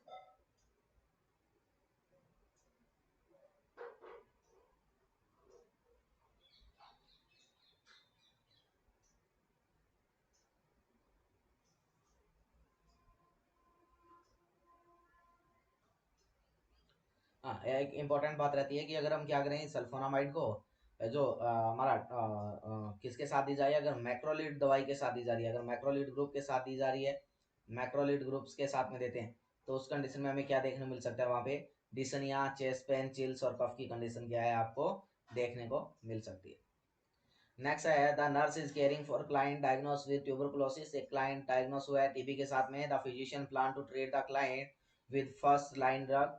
क्लाइंट क्या किया जा रहा है, फर्स्ट लाइन ड्रग के साथ में ट्रीट करने के लिए प्लान किया जा रहा है मेडिकेशन के साथ। Which medication should the nurse prepare to administer. कौन सी मेडिसिन जो है, जो नर्स प्लान करेगी एडमिनिस्टर करने के लिए, तो कौन सी दवाई है, रिफेम्पिसिन, सिप्रोफ्लॉक्स, लिवोफ्लॉक्स, स्ट्रेप्टोमाइसिन। तो रिफेम्पिसिन जो है ये फर्स्ट लाइन कैटेगरी की ड्रग रहती है। तो रिफेम्पिसिन देने के लिए हम क्या करेंगे, प्लान करेंगे रिफेम्पिसिन, या इसको रिफाडिन भी बोलते हैं, रिफाडिन, या इसी को रिफाब्यूटिन भी बोलते हैं, रिफाब्यूटिन, या इसी को रिफेम्पिन भी बोलते हैं, रिफेम्पिन। तो इन नाम से क्या किया जाता है, इसको प्रोनाउंस किया जाता है। और कौन सी कैटेगरी ड्रग है ये, तो ये फर्स्ट लाइन कैटेगरी की ड्रग रहती है। प्रेगनेंसी सेफ ड्रग है, प्रेगनेंसी सेफ एंटी ट्यूबरकुलर है, एटीटी है, एंटी ट्यूबरकुलर थेरेपी के अंदर आती है। और इसका एक बहुत ही स्पेसिफिक साइड इफेक्ट है कि ये बॉडी के सारे सिक्रेशन जो है, ये क्या कर देती है, रेड ऑरेंज कलर के कर देती है। कैसे कर देती है, रेड ऑरेंज कलर के क्या कर देती है, ये बॉडी के सिक्रेशन को कॉज करती है, रेड ऑरेंज कलर कर देती है बॉडी सिक्रेशंस को, बॉडी सिक्रेशन। और जो है दवाई का कलर कैसा होता है, ये जो टैबलेट है, इस टैबलेट का कलर कैसा होता है, तो अगर टैबलेट के कलर की बात करें, तो ये टैबलेट भी कैसी होती है, ये टैबलेट रेड ऑरेंज कलर की टैबलेट होती है। कैसी टैबलेट होती है, red red orange tablet colour की टैबलेट रहती है। और इसका एक स्पेसिफिक साइड इफेक्ट है कि ये बॉडी के सारे सिक्रेशन कैसे कर देती है, रेड ऑरेंज कलर कर देती है। पेशेंट का यूरिन है, सलाइवा है, स्वेट है, टीयर है, इन सभी को कैसा कर देती है, ये रेड ऑरेंज कलर का कर देती है। इसके अलावा फर्स्ट लाइन ड्रग में और कौन कौन आता है, तो फर्स्ट लाइन ड्रग में आइसोनियाजाइड, आइसोनियाजिड आता है, आपका रिफेम्पिसिन है, आइसोनियाजाइड, रिफेम्पिसिन। इसके अलावा इथाम्ब्यूटोल, इथाम्ब्यूटोल और पायराजिनामाइड। ये चार तरीके की दवाई है, जिनको आप RIPE के नाम से भी शॉर्ट में लिख सकते हैं। रिफेम्पिसिन, आइसोनियाजिड, पायराजिनामाइड और इथाम्ब्यूटोल। ये तीनों की तीनों, इथाम्ब्यूटोल को मायाम्ब्यूटोल के नाम से भी बोला जाता है, और पायराजिनामाइड, इथाम्ब्यूटोल और आइसोनियाजाइड, ये सारी की सारी दवाई फर्स्ट लाइन कैटेगरी की रहती है। नेक्स्ट क्वेश्चन की तरफ चलते हैं। तो ए जो है यहाँ क्या रहेगा, राइट आंसर रहेगा ए। The nurse is caring for a client who complain of a headache with pain level of 5 on scale of 1 to 10। एक नर्स केयर की क्लाइंट की केयर कर रही है, और क्लाइंट कंप्लेन कर रहा है कि उसको हेडक हो रहा है, और हेडक में क्या किया, जब स्केल के ऊपर रेटिंग देखी गई, तो 10 में से आउट ऑफ 5 उसका क्या था, पेन स्केल था। Which PRN pain medication order is most appropriate for the nurse to administer. कौन सी जो है मेडिकेशन जो है वो पेन के लिए मोस्ट अप्रोप्रिएट रहेगी, जो नर्स एडमिनिस्टर करेगी इस पेशेंट के लिए।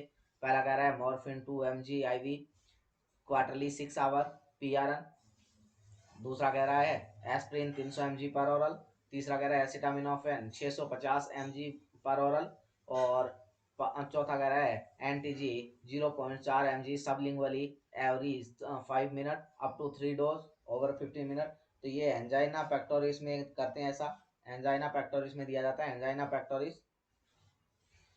एंजाइना पेक्टोरिस में देते हैं एनटीजी की 3 डोज दी जाती है 5-5 मिनट के गैप के ऊपर। तो यहाँ जो है, यहाँ तो हेडेक है तो एनटीजी नहीं देना है।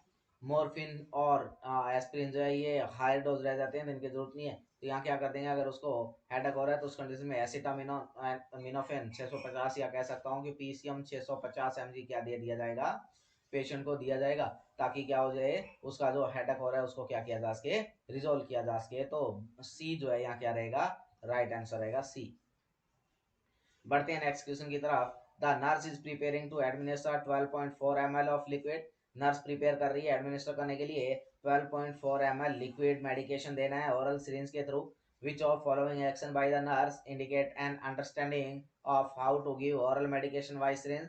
नर्स नीचे दिए गए एक्शन में से कौन सा ऐसा एक्शन है जो इंडिकेट कर रहा है कि नर्स समझ चुकी है कि सिरिंज के थ्रू जो मेडिसिन देते हैं वो किस तरीके से देना है ओरली। पहला कह रहा है the nurse uses either an oral और parenteral syringe to administer this medication, कि नर्स क्या करेगी, यूज करेगी किसको, आइदर ओरल और पेरेंट्रल सिरिंज काम मिलेगी मेडिसिन देने के लिए। दूसरा कह रहा है nurse power 10 ml of medicine into A 30 ml medicine cup. Nurse क्या करेगी, 10 ml मेडिसिन जो है उसको डाल लेगी किसमें, 30 ml के मेडिसिन कप में, और उसके अंदर 2.4 ml जो है ऐड करके 3 ml सिरिंज से देती रहेगी, के साथ देगी। तीसरा कह रहा है the nurse power 10 ml of medication into A 30 ml medicine cup. Nurse 10 ml क्या कर लेगी, 30 ml के कप में डाल लेगी, और फिर उसको क्या करेगी, 5 ml सिरिंज के साथ 2.44 ml करके देगी। चौथा कह रहा है the nurse power 10 ml of medication into A 30 ml medicine cup and slowly add to a reminder until it is almost halfway between the 10 ml mark and 15 ml mark। और क्या कर लेगी, जो 30 ml का कप है उसके अंदर 10 ml डाला, और उसके बाद क्या करेगी, जो 15 ml का मार्क है और 10 ml का मार्क है उसके बीच तक क्या कर लेगी, उस मेडिसिन को डाल लेगी, और उसके बाद उसको क्या करेगी, देती रहेगी। तो हमें क्या करना है, 12.4 ml क्या करना है, आपने मेडिसिन को क्या करना है, देना है पेशेंट को। तो क्या करना है कि जो 10 ml तो हमने क्या कर लिया, 30 ml के कप में सीधा डाल लिया, और उसके बाद 3 ml की सिरिंज से 2.4 ml और ऐड कर लेंगे, और ये हमारा टोटल अमाउंट जो है वो 10 प्लस 2.4 इज 12.4 हो जाएगा। और हमें 12.4 ml अमाउंट ही क्या करना था, देना था, क्योंकि 3 ml से अगर ऐड करेंगे तो हम ये मोस्ट एक्यूरेटली क्या कर सकते हैं, हम ले सकते हैं मोस्ट एक्यूरेटली। यहाँ क्या हो जाएगा, ड्रॉ हो जाएगा, तो यहाँ बी आंसर जो क्या हो रहेगा, राइट रहेगा बी। चलते हैं नेक्स्ट क्वेश्चन की तरफ। See next, the nurse is caring for a client with a staph infection. A client जिसकी केयर की जा रही है नर्स के द्वारा, जिसको क्या हो गया है, स्टफ इन्फेक्शन हो गया है, staph infection. The client as order for vancomycin 15 mg पर केजी 12 आवर। जिसको क्या किया गया है, वैंकोमाइसिन ऑर्डर किया गया है, कितना किस डोज से, तो 15 mg पर केजी पर 12 आवर की डोज से। द क्लाइंट वेट 136 पाउंड, और क्लाइंट का वेट जो है वो 136 पाउंड है। How much of this medication will the client receive every 12 hour. कितना अमाउंट जो है मेडिसिन का वो क्लाइंट जो है वो क्या करेगा, रिसीव करेगा। तो हमें बोला गया है कि कितना मेडिसिन देना है, तो वैंकोमाइसिन देना है किस रेट पे, तो 15 mg पर केजी पर 12 आवर, 15 mg पर केजी के हिसाब से देना है। तो ये हमारे पास लिखा, हमने लिख लिया कि 15 mg पर केजी की रेट से देना है।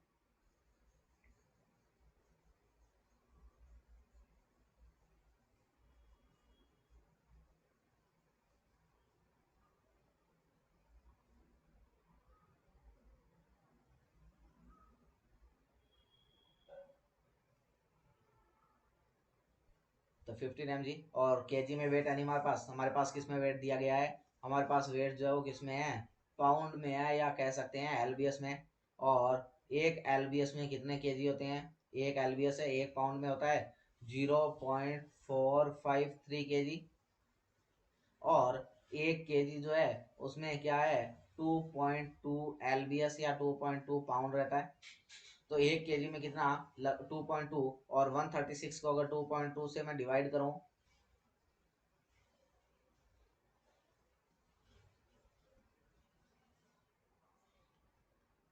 ऊपर 10 चला गया, तो 136 में अगर 22 से हम डिवाइड करें तो 22 अगर सीधा सीधा देखें तो लगभग इसका क्या हो जाएगा, आधा हो जाएगा। लगभग कितना हो जाएगा, आधा। और आधा कितना, तो 67 kg के आसपास आ जाएगा। कितना आ जाएगा, 67 kg।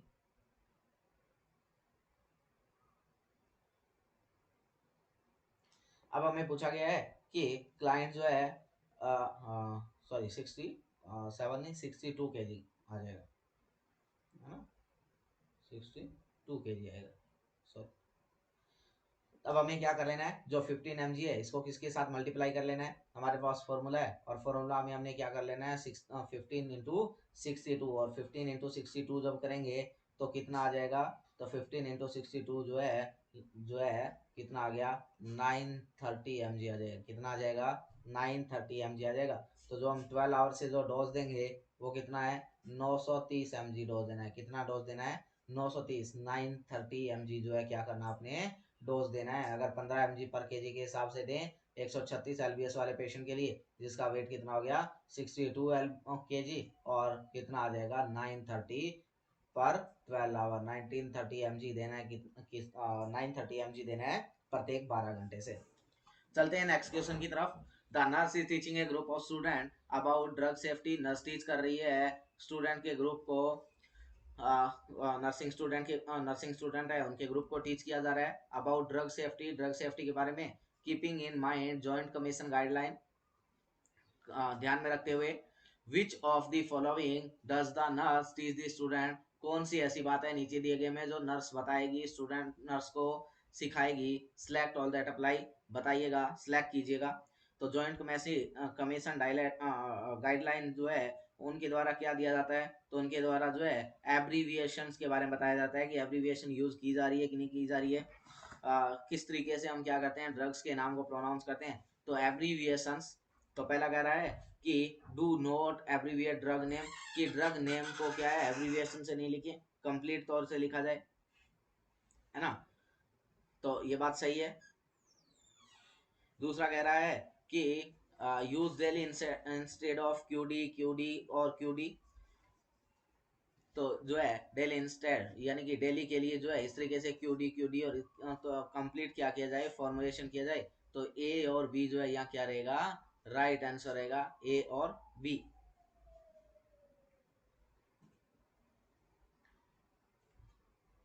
तो क्या करें, शॉर्ट फॉर्म ना लिखे, उनको कंप्लीट लिखे। जैसे मान लीजिए कोई जो है जैसे मॉर्फिन सल्फेट है, तो कुछ लोग क्या करते हैं डायरेक्ट शॉर्ट में लिख देते हैं एमएस।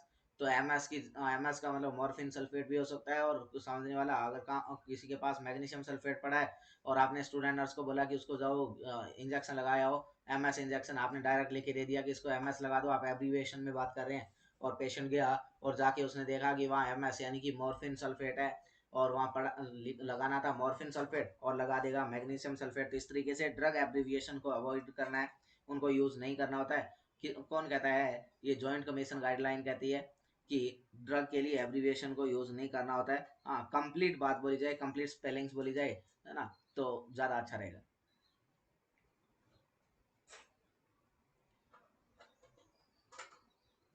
नेक्स्ट क्वेश्चन है, the night nurse is preparing to pull night medication. जो नाइट नर्स है वो क्या कर रही है, प्रिपेयर कर रही है नाइट मेडिकेशन के लिए क्लाइंट को।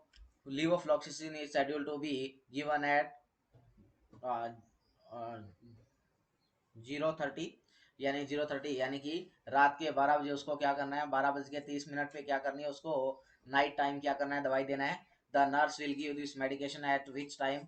नर्स इस दवाई को किस टाइम देगी, ऐसा आपको पूछा गया है। तो क्या किस टाइम देंगे, तो हमने कहा कि रात के, इसने जो है जो हमारा 24 आवर्स का जो टाइम है उसके अंदर इसको लिखा है, ये 24 आवर वाला टाइम है। और 24 आवर को अगर 12 आवर में कन्वर्ट करें तो ये निकल के सामने आता है। और ये पूछा कि ये रात को किस टाइम देगी, तो ये रात को किस समय देगी, इसको रात के 12:30 पे देगी। और रात को 12:30 पे क्या होते हैं, AM होते हैं। तो ये क्या है, 12:30 AM पे क्या कर दिया जाएगा, इस मेडिसिन को एडमिनिस्टर किया जाएगा। D is right here. Next कह रहे हैं, the nurse has an order to administer enoxaparin. एक नर्स ने ऑर्डर किया है कि पेशेंट को क्या देना है, एनोक्सापेरिन एडमिनिस्टर करना है। 40 mg सबक्यूटेनियस देना है। एनोक्सापेरिन यानी कि हिपेरिन देना है, हिपेरिन, हिपेरिन जिसको हम नेचुरल एंटीकोगुलेंट बोलते हैं। नेचुरल एंटीकोगुलेंट के नाम से जाना जाता है, नेचुरल एंटीकोएगुलेंट। नेचुरल एंटीकोगुलेंट है। However, when the automatic medication dispenser open, however the nurse find enoxaparin 80 mg in the pocket. Nurse कैसे पता लगाएगी कि जो एनोक्सापेरिन जो है वो जो पॉकेट में है वो 80 mg का है। Which is correct action by the nurse, nurse के द्वारा करेक्ट एक्शन क्या होगा? पहला कह रहा है notify the pharmacy to correct the error. Pharmacy वाले को बोलेगी कि तुम क्या करो, इसको करेक्ट करके दो। Notify the pharmacy to crack the error, कि जो हमें तो 40 mg वाला चाहिए था और तुम 80 mg वाला हमें डिस्पेंस कर रहे हो, इसको क्या करके दो, क्रैक करके दो। दूसरा कह रहा है skip the morning dose of medication, कि रात को 80 mg लगा दिया और लगाना कितना था 40, तो अब सुबह वाला डोज स्किप कर देंगे, ऐसा नहीं करना होता है। दूसरा तीसरा कह रहा है call the health care provider for order clarification, health care provider को दोबारा से बुला के बोलेंगे कि हमें तो 40 वाला मिला नहीं 80 वाला मिला है, तुम क्लैरिफ ऑर्डर को दोबारा चेंज कर दो, ऐसा नहीं है। और चौथा कह रहा है waste half of enoxaparin and give the remaining 40 mg, कि आधे को वेस्ट कर दो, आधे को डस्टबिन में डाल दो और आधा लगा दो, तो आधा लगाएंगे 40 mg चला जाएगा, ऐसा नहीं करना है। हमें फार्मेसी वाले को नोटिफाई करना है, उसको बोलना है कि भाई हमें 40 mg वाला चाहिए, तो हमें 40 mg दिया जाए ना, 40 mg 80 mg काय को दे रहे हो। तो ये जो है यहाँ क्या रहेगा, राइट आंसर रहेगा। फार्मेसी के पास आपने क्या कर देना है, उसको भेज देना है, और वहां से आपने क्या करना है, जो डिस्पेंसर है उससे क्या लेना है आपने, करेक्ट डोज वाली प्रॉपर डोज जो है वही मेडिसिन आपने क्या करनी है वहां से रिसीव करनी है, विदाउट करेक्ट डोज मेडिसिन आपने नहीं लेनी है। अगर हम क्या कर देंगे, मॉर्निंग डोज स्किप करने की बात करें, तो अगर 40 की जगह 80 mg लगा देंगे तो क्या है कि ये इसने क्या करना है, लगभग 6 आवर जो है इसका क्या है, 4 to 6 आवर क्या रहता है इसका एक्टिंग टाइम रहता है, ड्यूरेशन टाइम जो रहता है काम करने का बॉडी में, वो 4 से 6 घंटे का है। और अगर हमने 80 mg लगाया तो ये 6 घंटे में काम करके सलट जाएगी। अब सुबह अगर नहीं लगाएंगे तो इसको क्या होगा, प्रॉब्लम होगा। और रात को अगर इतना बड़ा डोज देंगे तो हो सकता है पेशेंट में क्या हो जाए, ब्लीडिंग हो जाए। तो इसलिए हमें इन्हें क्या करना है, ऐसा नहीं करना है, तो हमने नोटिफाई करना है और करेक्ट डोज मंगवाना है। नेक्स्ट आता है nurse is caring for a client who has an order for ceftriaxone IV. एक नर्स केयर कर रही है क्लाइंट की जिसको सेप्ट्रिक्सोन आईवी लगाने के लिए बोला गया। The client is awake and alert, has been taking per oral. Client उठा और अलर्ट हुआ और वो क्या कर रहा है, पर ओरल मेडिकेशन खा रहा है। The IV ceftriaxone is not available in automatic medication dispenser. जो मेडिकेशन डिस्पेंसर है उसके पास में क्या नहीं है, सेप्ट्रिक जोन जो है वो अवेलेबल नहीं है। What should the nurse do next, nurse next क्या प्रोसेस अपनाएगी? पहला कह रहा है hold the medication since the client is a febrile, hold कर देगी मेडिसिन जब तक क्लाइंट को क्या, क्लाइंट क्या ना हो जाए, ए फेब्राइल ना हो जाए। दूसरा कह रहा है फेब्राइल यानी कि फीवर, और ए मतलब एब्सेंट, जब तक फीवर उसका एब्सेंट ना हो जाए तब तक मेडिसिन को होल्ड करके रखेगी। दूसरा कह रहा है call the pharmacy to send up the missing IV medication, क्या करेगी फार्मेसी को कॉल करेगी और उसको बोलेगी कि तुम हमें वो दवाई भेजो जो तुम्हारे पास मिस है। तीसरा कह रहा है obtain the per oral ceftriaxone from the medication dispenser and administrate. और क्या करना है, पर ओरल जो सेप्ट्रिक्सोन आती है वो वाली मेडिकेशन वहां से लेनी है डिस्पेंसर से और पेशेंट को एडमिनिस्टर कर देनी है। और चौथा कह रहा है call the health care provider, health care provider को कॉल करना है and see if the client can be switch off over to oral ceftriaxone, और बोलना है कि क्या देखो क्या है कि क्लाइंट का जो ओरल सेप्ट्रिक्सोन चल रहा है उसको हम क्या है कि तो बंद कर सकते हैं कि नहीं, ये बात पूछनी है। तो ये बात सही है क्योंकि हम क्या कर रहे हैं उसको जब आईवी लगा रहे हैं और आईवी के साथ साथ अगर वो ओरल भी ले रहा है तो डोज क्या हो जाएगा, डबल हो जाएगा। तो आपने क्या करना है, पूछना है कि क्या जो पहले से जो ओरल ले रहा है पर ओरल फॉर्म में ले रहा है, क्या वो क्लाइंट ने लेना है कि नहीं लेना है, ऐसा हमने क्या करना है, कंफर्म करना है। तो डी जो है यहाँ क्या रहेगा, राइट आंसर रहेगा डी। नेक्स्ट क्वेश्चन की तरफ चलते हैं। 70 number question, the nurse is preparing to administer furosemide IM. Nurse prepare कर रही है क्लाइंट की एडमिनिस्टर करने के लिए फ्रूसमाइड को आईएम देना है। 6 मंथ ओल्ड चाइल्ड है, एडिमा के साथ में आया है। विच location is the preferred injection site for this client, इस क्लाइंट के लिए प्रेफर इंजेक्शन साइट कौन सा होगा जब हमने आईएम लगाना है। तो जब बच्चे के अंदर आईएम इंजेक्शन लगाते हैं तो वहाँ प्रेफर साइट कौन सी रहती है, थाई की मसल रहती है। क्या रहती है, थाई वाली मसल। और थाई पे कौन कौन सी मसल है, तो थाई पे वास्टस लैटरलिस मसल है। थाई पे लैटरल वाला पार्ट जो है, लैटरल एंटेरोमीडियल, एंटेरोलैटरल जो पार्ट रहता है वहां पे आपने क्या करना है, प्लेस करना है थाई पे, जहाँ कौन सी मसल है, वास्टस लैटरलिस मसल है। क्या है, वास्टस लैटरलिस मसल है। कब तक? Less than 7 month. कब तक लगानी होती है ये? लेस देन 7 मंथ के पेशेंट के अंदर कौन सी साइड काम में लेते हैं? वास्टस लैटरलिस।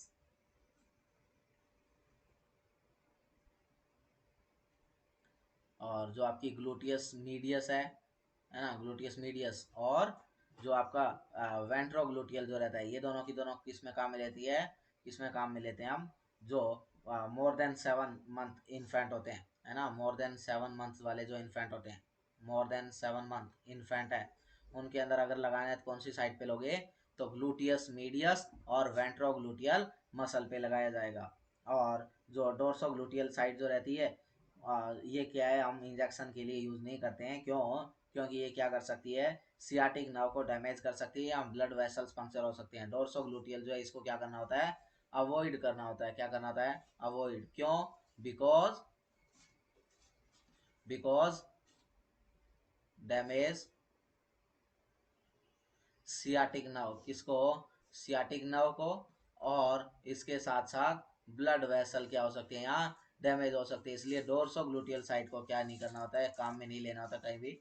इस साइड को हम अवॉइड करते हैं। और वास्टस लैटरलिस जो है, ये 7 मंथ से छोटे जो बच्चे होते हैं उनके अंदर काम में लेते हैं। थाई की मसल है। और ग्लूटियस मीडियस और वेंट्रोग्लूटियल मसल जो है, ये इन्फेंट जो 7 मंथ से बड़े बच्चे होते हैं उनके अंदर काम में लिया जाता है। तो यहाँ क्या है? जो है बी जो है यहाँ क्या रहेगा? राइट आंसर रहेगा बी। चलते हैं नेक्स्ट क्वेश्चन की तरफ। 71 नेक्स्ट क्वेश्चन है, the nurse is caring for a client with breast cancer. एक नर्स केयर कर रही है क्लाइंट की ब्रेस्ट कैंसर के साथ में, who has an order for doxorubicin. एक नर्स क्या कर रही है? क्लाइंट की केयर कर रही है। क्लाइंट किसके साथ में है? ब्रेस्ट कैंसर के साथ में है। और उस क्लाइंट के लिए ऑर्डर किया गया है, उसको डॉक्सीरूबिसिन आईवी लगाना है। क्या लगाना है? डॉक्सीरूबिसिन आईवी लगाना है। The nurse anticipate which common side effect of this medication. Nurse anticipate कर रही है कि इस दवाई का कॉमन साइड इफेक्ट क्या होगा। इस दवाई का कॉमन साइड इफेक्ट क्या है, ऐसा हमने बताना है। Nurse anticipate which common side effect of this medication. तो जो डॉक्सोरोबिसिन है, ये क्या करती है? तो ये जब भी हम लगाते हैं तो लगाने के इसके साइड इफेक्ट क्या रहते हैं? तो लगाने के 1 से 2 दिन बाद, after 1 to 2 days administration, 2 day administration, क्या करती है ये यूरिन का कलर चेंज कर देती है। यूरिन को कैसा कर देती है? रेड कलर यूरिन करती है। कैसा करती है? रेड कलर यूरिन कर देती है ना। क्या करती है? रेड कलर यूरिन करती है। इसके अलावा यहाँ क्या होता है? जो हेयर लॉस भी देखने को मिल सकता है आपको, हेयर लॉस भी करती है। पर हेयर लॉस कैसा होता है? हेयर लॉस यानी कि एलोपेसिया। और एलोपेसिया कौन से टाइप का एलोपेसिया करती है? ये टेम्परेरी एलोपेसिया करती है। टेम्परेरी टाइप का क्या कॉज करती है? एलोपेसिया करती है। जैसे ही दम दवाई को बंद करते हैं तो दोबारा से आफ्टर 2 to 3 मंथ क्या हो जाती है? उनकी रीग्रोथ हो जाती है। आफ्टर 2 to 3 मंथ क्या कर देती है? ये रीग्रोथ हो जाती है इस दवाई को बंद करने के बाद। किसकी? हेयर की। इसके अलावा क्या है कि जो है हमें पूछा गया है कि कौन सा साइड इफेक्ट देखने को मिलेगा। तो पहला कह रहा है परमानेंट हेयर लॉस। तो परमानेंट हेयर लॉस नहीं होता है, यहाँ टेम्परेरी हेयर लॉस होता है। परमानेंट नहीं होता है, यहाँ टेम्परेरी वाला होता है, और 2 से 4 महीने में दोबारा से रिवर्स हो जाएगा। दूसरा कह रहा है hello around object and blood vision. तो हेलो नहीं बनते हैं। ये साइड इफेक्ट जो रहता है, ये डिजोक्सिन का साइड इफेक्ट है। किसका साइड इफेक्ट है? डिजोक्सिन का साइड इफेक्ट रहता है। ये यहाँ नहीं होगा, तो ये गलत बात है। तीसरा कह रहा है red urine for 1 to 2 days after administration. ये बात सही रहती है। और चौथा कह रहा है facial flushing and red sticking along the when, की फेशियल फ्लशिंग होती है और रेड स्टिकिंग होती है वेन के साथ साथ। तो ऐसा यहाँ नहीं है, ये कोई साइड इफेक्ट इसका नहीं है। तो ये भी क्या है? गलत बात रहती है। तो यहाँ क्या होगा? सी जो है यहाँ क्या रहता है? राइट आंसर रहता है 71 नंबर क्वेश्चन सी। चलते हैं नेक्स्ट क्वेश्चन की तरफ।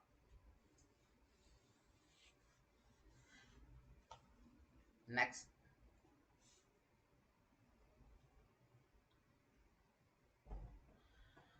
a young child with a rash that raise and has circumcised area filled with fluid come to the school nurse. What type of rash should the nurse document? कि एक young child है, क्या है? एक young child जो क्या है? Rashes के साथ में आया है, जिसको क्या हो रखा है? सरकमस्क्राइज एरिया के अंदर कुछ स्पेसिफिक एरिया में क्या हो रखे हैं? फ्लूइड फील्ड जो है रैसेस बने हुए हैं। और जो है ये कौन से टाइप के रैश हो सकते हैं ये हमने बताना है। नर्स कौन से टाइप के रैशेस को डॉक्यूमेंट करेगी इनको देखने बाद। तो कैसे रैश है, तो कुछ सर्कमस्क्राइब एरिया में और फ्लूइड फील्ड रैश है। कैसा रैश है, फ्लूइड फील्ड रैश है। और फ्लूइड फील्ड रैश जो है वो कैसा हो सकता है, तो पहले कह रहा है मैक्यूलोपेपुलर। तो मैक्यूलोपेपुलर जो है ये फ्लूइड फील्ड नहीं होते हैं, लेस देन 1 सेंटीमीटर होते हैं, फ्लैट होते हैं। दूसरा कह रहा है हीट रैश, तो ऐसा कोई रैश का टाइप नहीं है। तीसरा कह रहा है कि वेसिकुलर रैश, हाँ तो ये वेसाइकल्स हो सकते हैं, वेसाइकल फ्लूइड फील्ड लीजन जिसको हम किस नाम से प्रोनाउंस करते हैं, वेसाइकल, तो ये वेसिकुलर रैश हो सकते हैं। और तीसरा चौथा कह रहा है पस्चुलर रैश, तो पस्चुलर रैश में पस भरा होता है, अगर पस भरा हुआ हो तो उस कंडीशन को हम बोलते हैं पस्चुलर रैश। तो पस्चुलर है नहीं, इसमें पस नहीं है, हमें तो कहा जा रहा है कि फ्लूइड फील्ड रैश है, और फ्लूइड फील्ड रैश को हम बोलते हैं वेसिकुलर रैश के नाम से प्रोनाउंस करते हैं। चलते हैं नेक्स्ट क्वेश्चन की तरफ। A 10-year-old is sent home from school with a report of having lice. एक 10 साल पुराना बच्चा घर से स्कूल की तरफ गया और वो रिपोर्ट कर रहा है कि उसको क्या हो गया है, उसके क्या है, लाइस है। क्या है, लाइस है, लाइस,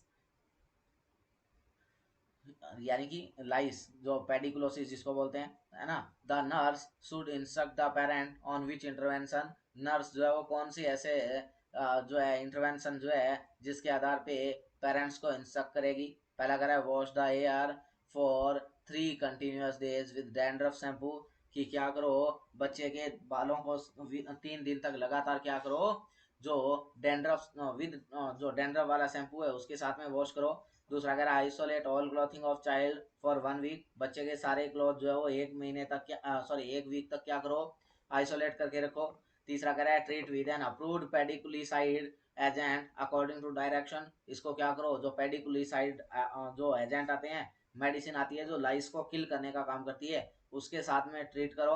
और चौथा कह रहा है shave the child head then clean with herbal shampoo, बच्चे के हेड को क्लीन करवा दो, शेव करवा दो पूरा का पूरा, कंप्लीट बाल जो है वो रिमूव करवा के, और वहां से जो है हर्बल शैम्पू को काम में लिया जाए। तो हर्बल काम में लेने नहीं लेना है, वहाँ क्या करना है हमें, जो है जो पेडिकुलिसाइड एजेंट होते हैं उनको काम में लेने होते हैं। कंप्लीट शेव का जरूरत नहीं होता है, लॉन्ग हेयर नहीं रखने होते हैं, वहाँ क्या करना होता है, जो हेयर जो है इनको क्या नहीं करना होता है, ज्यादा लॉन्ग हेयर नहीं रखने होते हैं। बच्चे के बाल अगर ज्यादा लंबे है तो उनको छोटा करा देना होता है। और जो है डैंड्रफ शैम्पू के साथ धोना जो है इन्फेक्टिव ज्यादा कोई इफेक्टिव नहीं रहेगा। तो क्या करना है, बच्चे को पेडिकुलिसाइड जो है एजेंट है उनके साथ में क्या करना है, ट्रीट करना है, उनको काम में लेना है। सी लाइस हो गया, उसको लाइस zoom. A nurse in intensive coronary care is caring for a client with an endotracheal tube who underwent coronary bypass graft. एक नर्स आईसीयू के अंदर क्या कर रही है, केयर कर रही है इंटेंसिव कोरोनरी केयर के अंदर। और वहाँ क्या हो गया, क्लाइंट जो है वो एंडोट्रैकियल ट्यूब के साथ में था, और वो किसके अंडर जाना है, coronary bypass grafting bypass surgery के लिए जाना है। The client awaken and attempt to communicate, client उठा और उठने के बाद क्या करने लग गया, कम्युनिकेट करने की कोशिश कर रहा है, अटेम्प्ट कर रहा है। विच nursing intervention should the nurse perform, कौन सा ऐसा नर्सिंग इंटरवेंशन होगा जो नर्स परफॉर्म करेगी। पहला कह रहा है ऑफर ए कम्युनिकेशन बोर्ड, उसको कम्युनिकेशन बोर्ड देगी, तो ये बात सही है। क्या है, ये पेशेंट किस पे, वेंटिलेटर पे, तो वो बोल तो सकता नहीं, तो वो क्या बताना चाहता है उसको क्या दिया जाएगा, कम्युनिकेशन बोर्ड जो है वो ऑफर किया जाएगा, ये बात सही है। दूसरा कह रहा है आस्क सिंपल यस या नो क्वेश्चन, उसको सिंपल क्वेश्चन पूछेंगे जिसका जवाब वो यस या नो में दे सके, ये बात सही है, यस या नो वाले क्वेश्चन पूछे जाएंगे। तीसरा कह रहा है तीसरा कह रहा है कि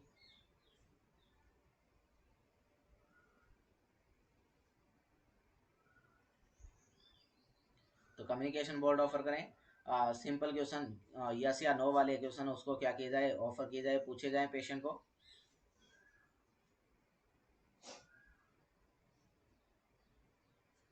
तीसरा कह रहा है आस्क ओपन एंडेड क्वेश्चन, उसको ओपन एंडेड क्वेश्चन पूछे जाए। तो ओपन एंडेड क्वेश्चन जो है वो उसके लिए क्या है, ओरल कम्युनिकेशन की जरूरत पड़ेगी, किसकी जरूरत पड़ेगी, ओरल कम्युनिकेशन चाहिएगा। और ओरल कम्युनिकेशन पेशेंट कर नहीं पाएगा क्योंकि पेशेंट को क्या डला हुआ है, ईटी ट्यूब डली हुई है, ओरल कम्युनिकेशन वो नहीं कर पाएगा।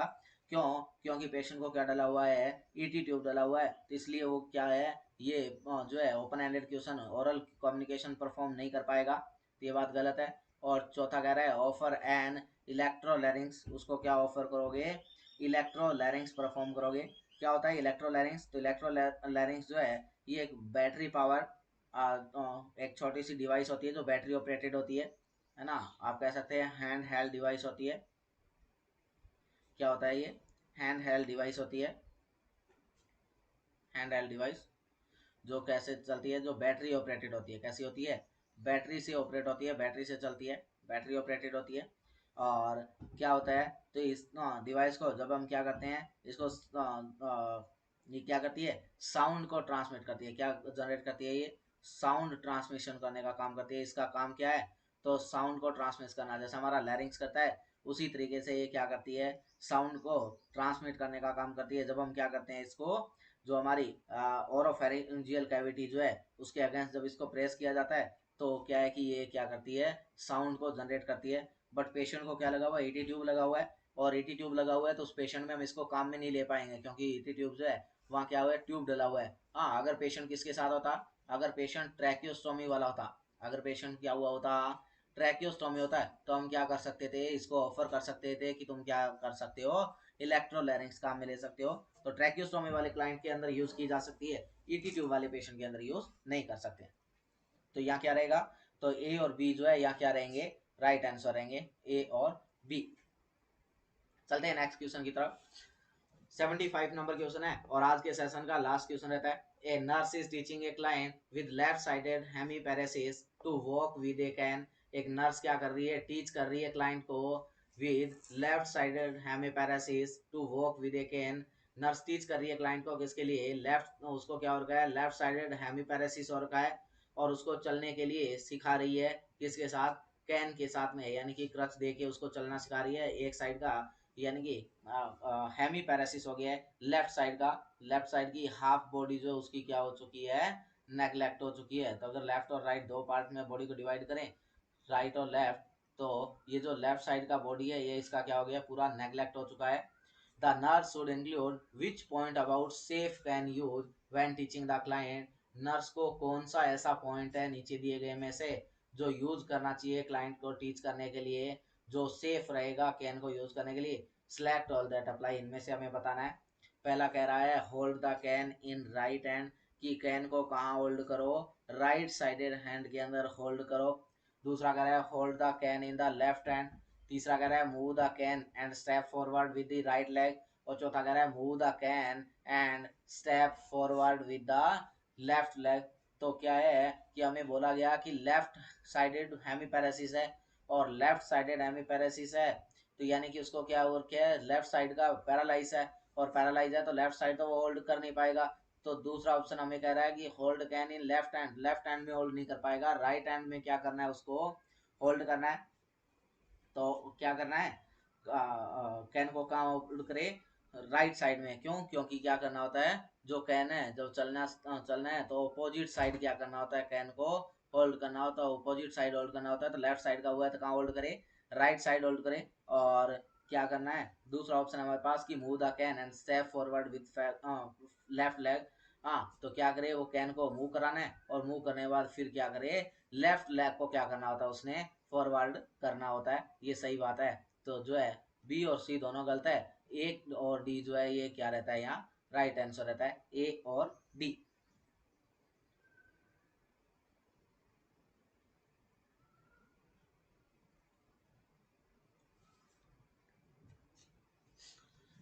तो ये हमने कुछ क्वेश्चंस देखे। नेक्स्ट वीडियो में हम और काफ़ी सारे क्वेश्चन लेके आएंगे। तो अगर आपको वीडियो पसंद आ रहा है तो प्लीज़ वीडियो को लाइक कीजिएगा, चैनल को शेयर कर दीजिएगा और ज़्यादा से ज़्यादा संख्या में इसको सब्सक्राइब कीजिएगा। Thank you so much.